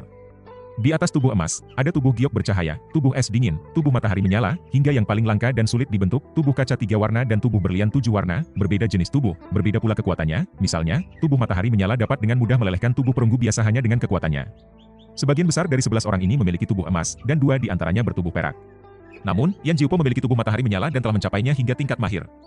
Dalam pertempuran sesama tingkat 4, tidak ada dari mereka yang bisa menandingi Yan Jiupo. Saudara Yan, haha, sudah lama tak bertemu. Saudara Yan, para ahli ini tidak berdiri, tetapi tetap memberi hormat kepada Yan Jiupo. Yan Jiupo tersenyum, lalu berkata dengan tegas, hari ini, pangeran sibuk dengan urusan pemerintahan. Jadi, akulah yang akan menjadi tuan rumah. Apakah ada yang keberatan? Para ahli itu hanya tersenyum dingin. Raja Wei. Di mata mereka, dia bukan apa-apa, mereka ada di sini bukan karena sang raja, tapi karena Yan Jiupo. Saudara Yan, bagaimana sebenarnya cara mendistribusikan busur matahari yang mengaum?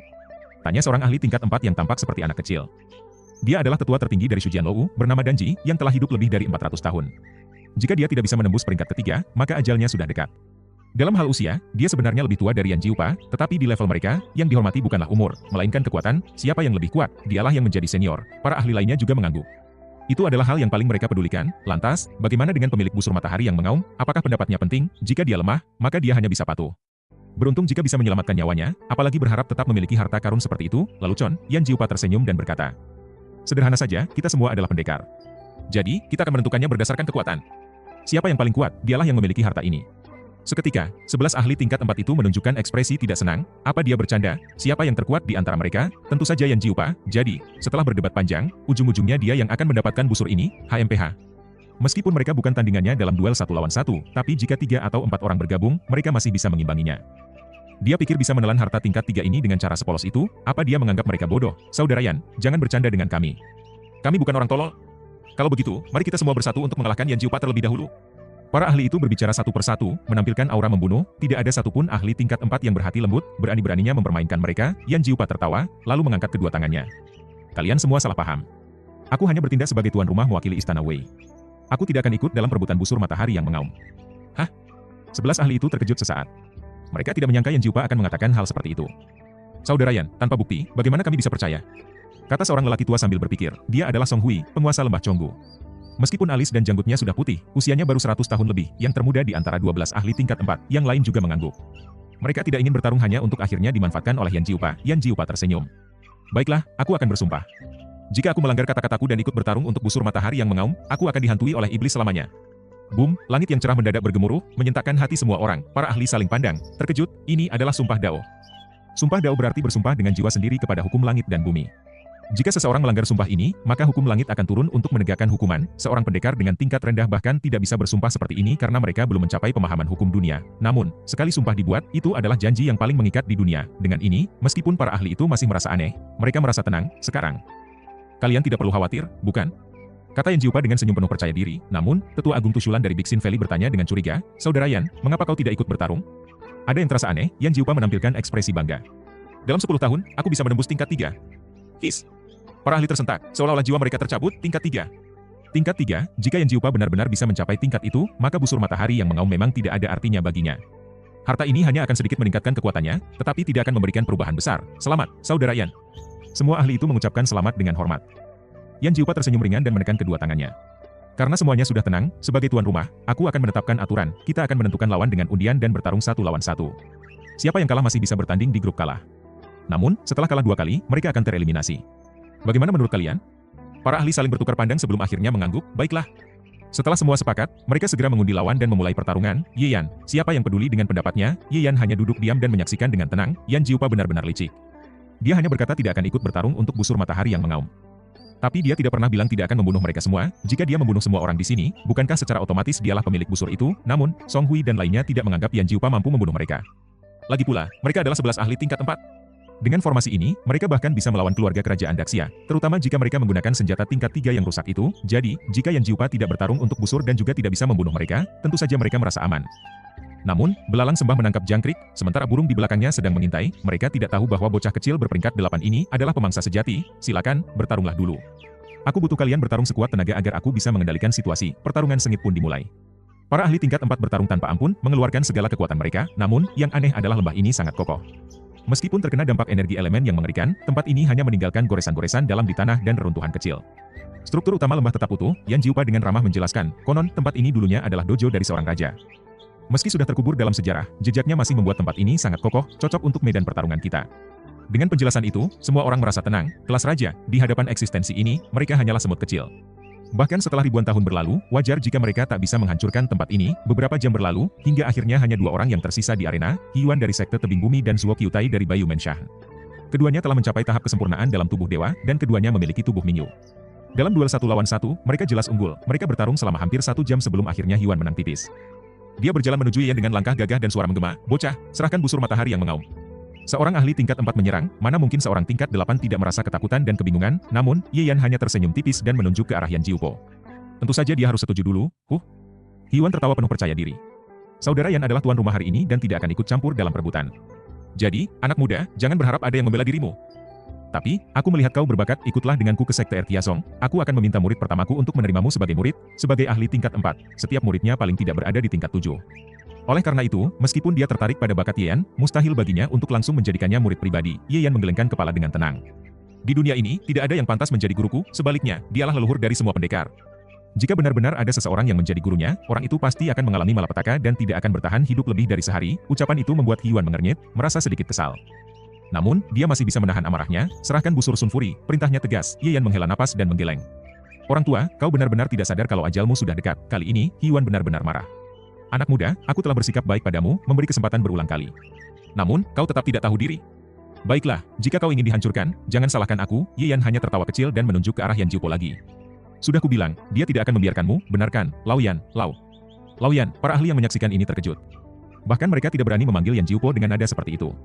Ini bukan hanya menganggap Yan Jiupo sebagai teman sebaya, tetapi juga seperti merendahkannya. Apakah anak ini sedang mencari mati? Hyuan menoleh ke arah Yan Jiupo dan bertanya, "Saudara Yan, apa kau benar-benar ingin melindungi bocah ini?" Wajah Yan Jiupo tampak muram, tetapi dia tetap mengangguk. "Ya, aku tidak akan membiarkanmu membunuhnya." Hyuan terkejut dan hampir meledak dalam amarah. Namun, dia menahan emosinya dan bertanya lagi kepada Yan, "Anak muda, serahkan busur Sun Fury, maka aku tidak akan membunuhmu." Yan tertawa lebih keras. "Orang tua, kau benar-benar bodoh.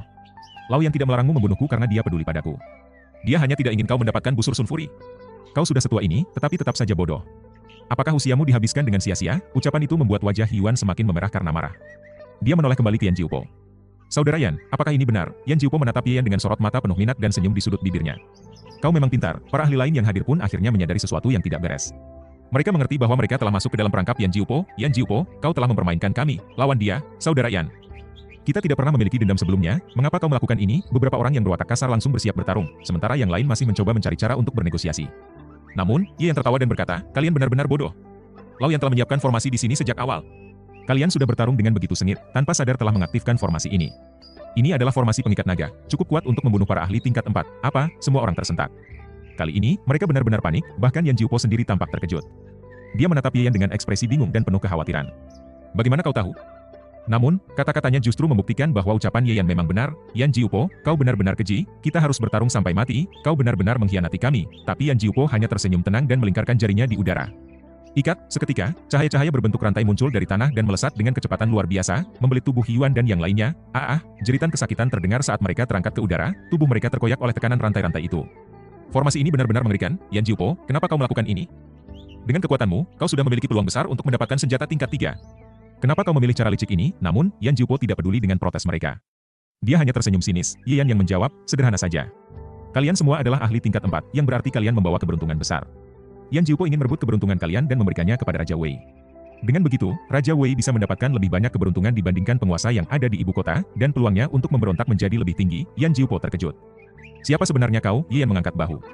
Tebak saja, Yan Jiupo tidak tersenyum lagi.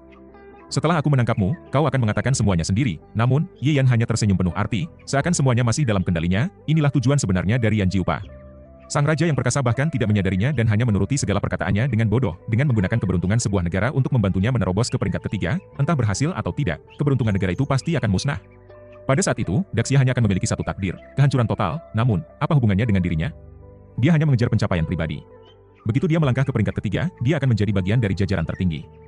Bahkan jika dia pergi ke kekuatan tingkat suci, dia tetap bisa mendapatkan tempat.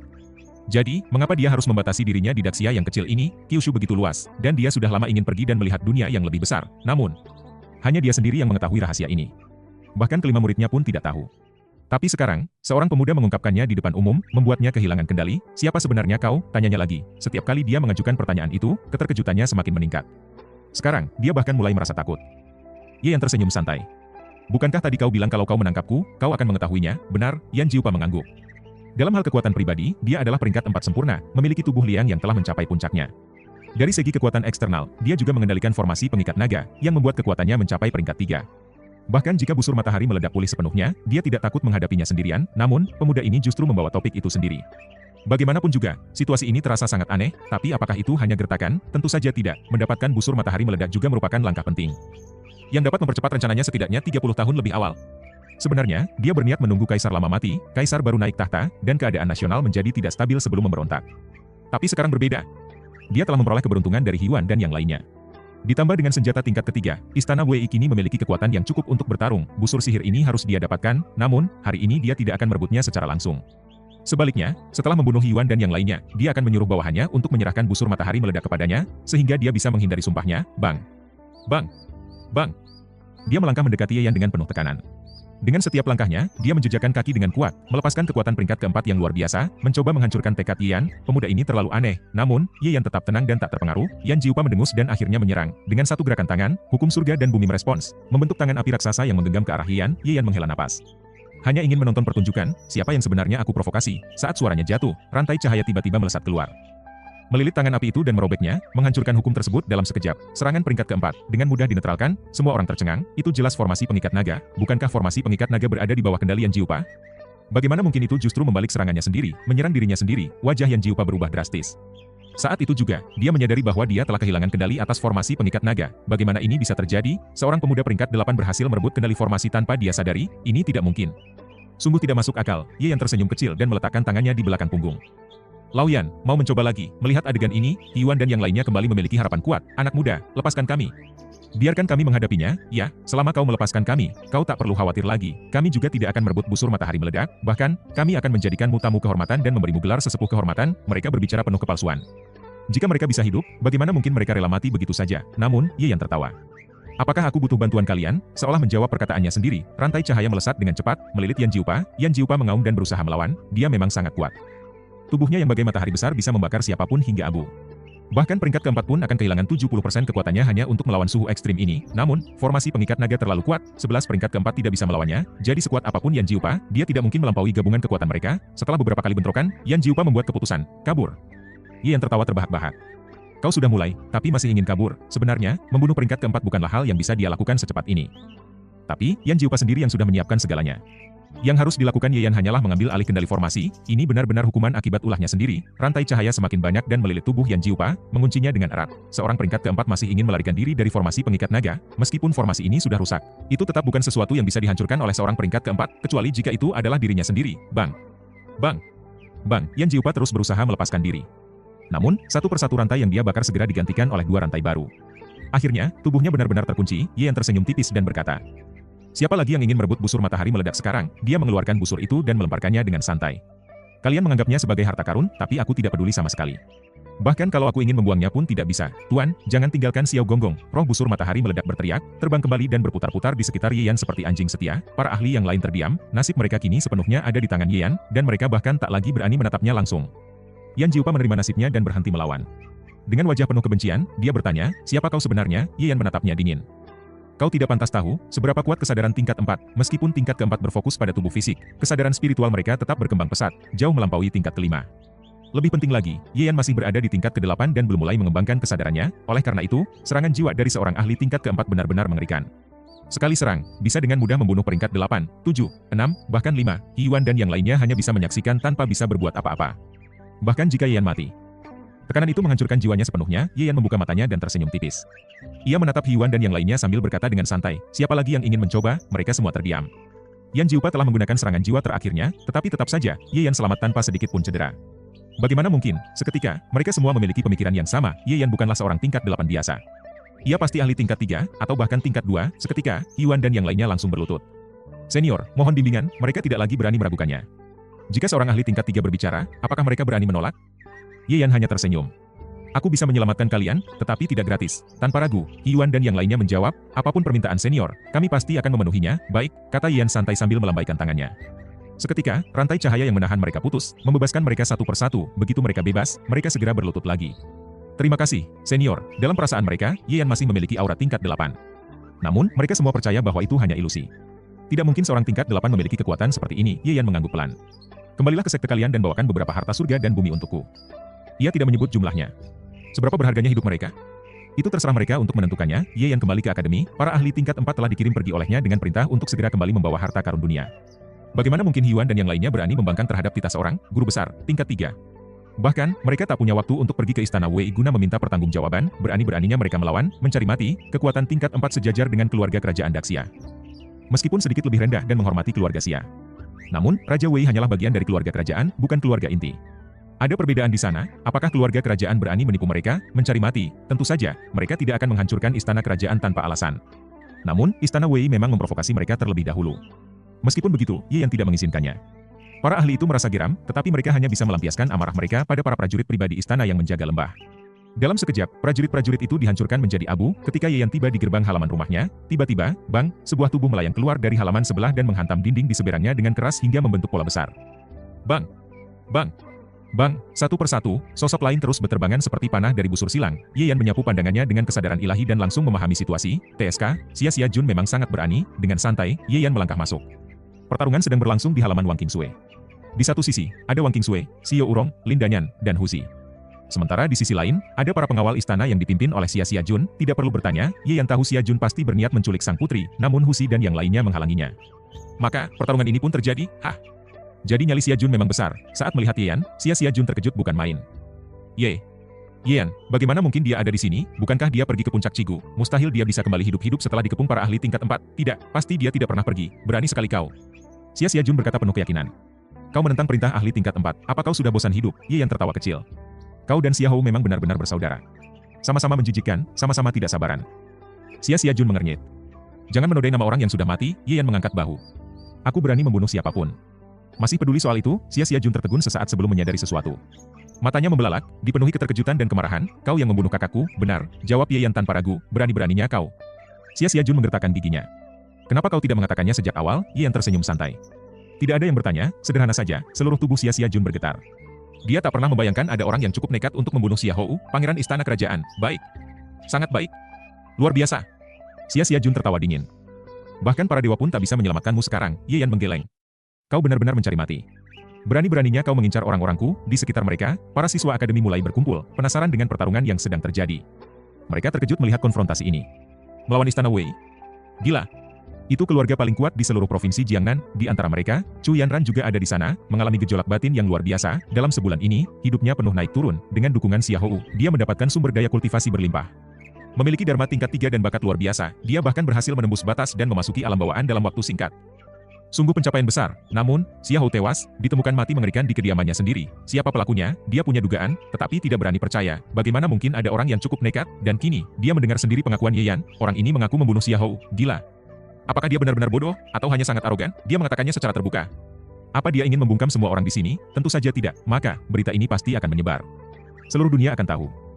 Istana Wei pasti akan membalas dendam. Yan pasti akan mati, akhirnya. Balas dendamnya akan terwujud. Di sudut lain, Wang Qingsui dan Xiao Urong juga gemetar. Sebelumnya, Yan membunuh pengawas penjara, menyerang akademi, bahkan menghancurkan keluarga Lin. Itu semua sudah cukup mengejutkan, namun kali ini, berhadapan langsung dengan istana Wei, mereka hampir menangis. Tidak peduli seberapa kuat Wang Tong atau Diao Pavilion, mustahil Raja Wei akan melepaskan Yan begitu saja. Sementara itu, Xia Jun menarik napas dalam-dalam. Hal terpenting sekarang bukan balas dendam untuk Xiahou, tetapi mendapatkan sang putri, tangkap budak yang melarikan diri ini. Xia Jun menunjuk Lin Danyan. Siap, seru para pengawal istana serempak, para siswa tercengang. Jadi, Lin Danyan sebenarnya adalah pelayan pangeran istana Wei, namun, jika dipikir kembali, Ye Yan bahkan berani membunuh Xiahou. Apa artinya mengambil pelayannya? Para pengawal istana langsung bergerak. Namun, tatapan Ye Yan menjadi dingin, bunuh mereka semua. Jangan beri ampun, Hu Xi langsung menyeringai penuh semangat. Siap, semua orang tercengang. Apa yang baru saja dikatakan Ye Yan, membunuh semuanya, Lin Danyan menggigil. Bukan karena takut, tapi karena terharu, di seluruh provinsi Jiangnan, siapa yang berani menentang istana Wei demi dirinya? Tidak ada, mereka mungkin ingin memilikinya. Tetapi tidak akan pernah mengakuinya secara terang-terangan, namun, Ye Yan, dia tidak hanya menolak pesonanya, tetapi kini menghadapi istana Wei demi dirinya, tanpa banyak bicara, tanpa basa-basi, di matanya, Ye Yan adalah pria sejati. Lin Danyan berlinang air mata. Saat ini, dia hanya memiliki satu harapan, agar Yan selamat, itu saja sudah cukup, bang. Bang. Bang, satu persatu, para prajurit terpental menghantam dinding. Namun, berbeda dengan sebelumnya, kali ini Hu Xi tidak lagi menahan diri. Tanpa ada kekangan. Kekuatan brutalnya dilepaskan sepenuhnya, seberapa mengerikan kekuatan Hu Xi? Tingkat 7. Sementara itu, para prajurit istana, meskipun cukup kuat, sebagian besar hanya berada di tingkat ke-9. Jika lebih kuat dari itu, mereka pasti sudah menempati posisi yang lebih tinggi, bukan hanya sebagai prajurit biasa. Maka, menghadapi Hu Xi yang begitu perkasa, mereka sama sekali bukan tandingan. Di sisi lain, Xia Jun, sebagai putra mahkota, tentu memiliki perlindungan yang lebih ketat. Dia tidak hanya bergantung pada para prajurit biasa, tetapi juga dijaga oleh seorang ahli sejati. Qi Hui, bisakah kau mengalahkan bocah itu? Tanya Xia Jun dengan ketakutan kepada seorang pria parubaya di sampingnya. Pria itu adalah Qilang, pengawal pribadi Xia Jun, seorang ahli tingkat 7 yang dilatih langsung oleh istana. Dengan penuh percaya diri, dia menyeringai dan berkata, meskipun anak itu kuat, dia tetaplah manusia biasa. Beri aku 10 jurus, dan aku akan menghabisinya. Xia Jun menghela napas lega. Dia sama sekali tidak menyangka akan menemui perlawanan sengit seperti ini. Bukankah Yan seharusnya tidak ada di sini? Mengapa dia tiba-tiba kembali? Qilang pun segera bergerak. Dengan satu langkah ringan, kekuatan luar biasa terpancar darinya. Dia mengangkat tangannya, menciptakan puluhan pedang es yang melayang di udara, lalu mengerahkannya ke Hu Xi dengan kecepatan mengerikan. Namun, Hu Xi hanya menggeram. Dia tak gentar sedikit pun. Dengan satu tangan menutupi wajahnya, ia menerjang maju tanpa ragu. Bang! Bang! Bang! Pedang es hancur saat menyentuh tubuhnya. Pakaian Hu Xi robek akibat serangan itu, tetapi kulitnya tetap utuh. Dalam sekejap, ia sudah berada tepat di hadapan Qilang. Qilang terkejut. Dia tidak menyangka lawannya memiliki kekuatan fisik sehebat ini. Tapi dia bukan orang sembarangan. Dengan cepat, ia mencabut pedang dari pinggangnya. Bila pedangnya memancarkan cahaya gelap yang tajam, menandakan kekuatannya yang luar biasa. Namun, Hu Xi hanya menyeringai dan mengepalkan tinjunya. Ding, pedang dan tinju bertabrakan, memercikkan bunga api di udara. Tangan Hu Xi sedikit terluka, namun pedang Qilang justru terpental ke udara. Qilang benar-benar ketakutan. Dia mencengkeram gagang pedangnya sekuat tenaga, namun dampak benturan itu terlalu besar. Genggaman tangannya pun retak, darah mengucur dari sela-sela jarinya. Apa-apaan kekuatan ini, pikirnya panik. Namun, sebelum dia sempat bereaksi lebih lanjut, Hu Xi sudah mengayunkan pukulan kedua. Bang, Qilang terpental jauh, tubuhnya melayang di udara. Namun, Hu Xi tidak memberinya kesempatan. Dengan satu loncatan besar, tubuhnya melesat seperti kilat, menyusul Qilang di udara. Dan menghujani tubuhnya dengan serangan bertubi-tubi. Bang! Bang! Bang! Tak ada yang bisa Qilang lakukan selain menerima pukulan demi pukulan yang terus menghantam tubuhnya. Setelah beberapa saat, tubuhnya membesar, membengkak lalu meledak menjadi hujan darah. Seorang ahli tingkat 7, dihancurkan dengan beberapa pukulan saja. Hening, semua orang terdiam, hanya suara napas berat yang terdengar di udara. Mereka tidak percaya dengan apa yang baru saja terjadi. Seorang pengawal istana tingkat 7, yang seharusnya merupakan sosok yang tak terkalahkan di kota ini, kini hancur lebur hanya dalam hitungan detik. Wajah Xia Jun memucat. Ketakutan menguasai dirinya. Selama ini, Qilang adalah perlindungan terbesarnya. Dengan seorang ahli tingkat 7 di sisinya, siapa yang bisa mengancamnya di kota ini? Namun kini, Qilang sudah tiada. Hancur di depan matanya sendiri. Bagaimana dengan dirinya? Apakah dia akan bernasib sama? Panik, ia berteriak kepada orang-orang di sekelilingnya, kalian semua. Apa kalian hanya akan diam saja? Jika aku mati di sini, kalian semua akan ikut dihukum mati oleh istana. Serang mereka sekarang juga, banyak orang di sekelilingnya tampak ragu. Mereka tahu betapa mengerikannya konsekuensi jika Xia Jun benar-benar terbunuh.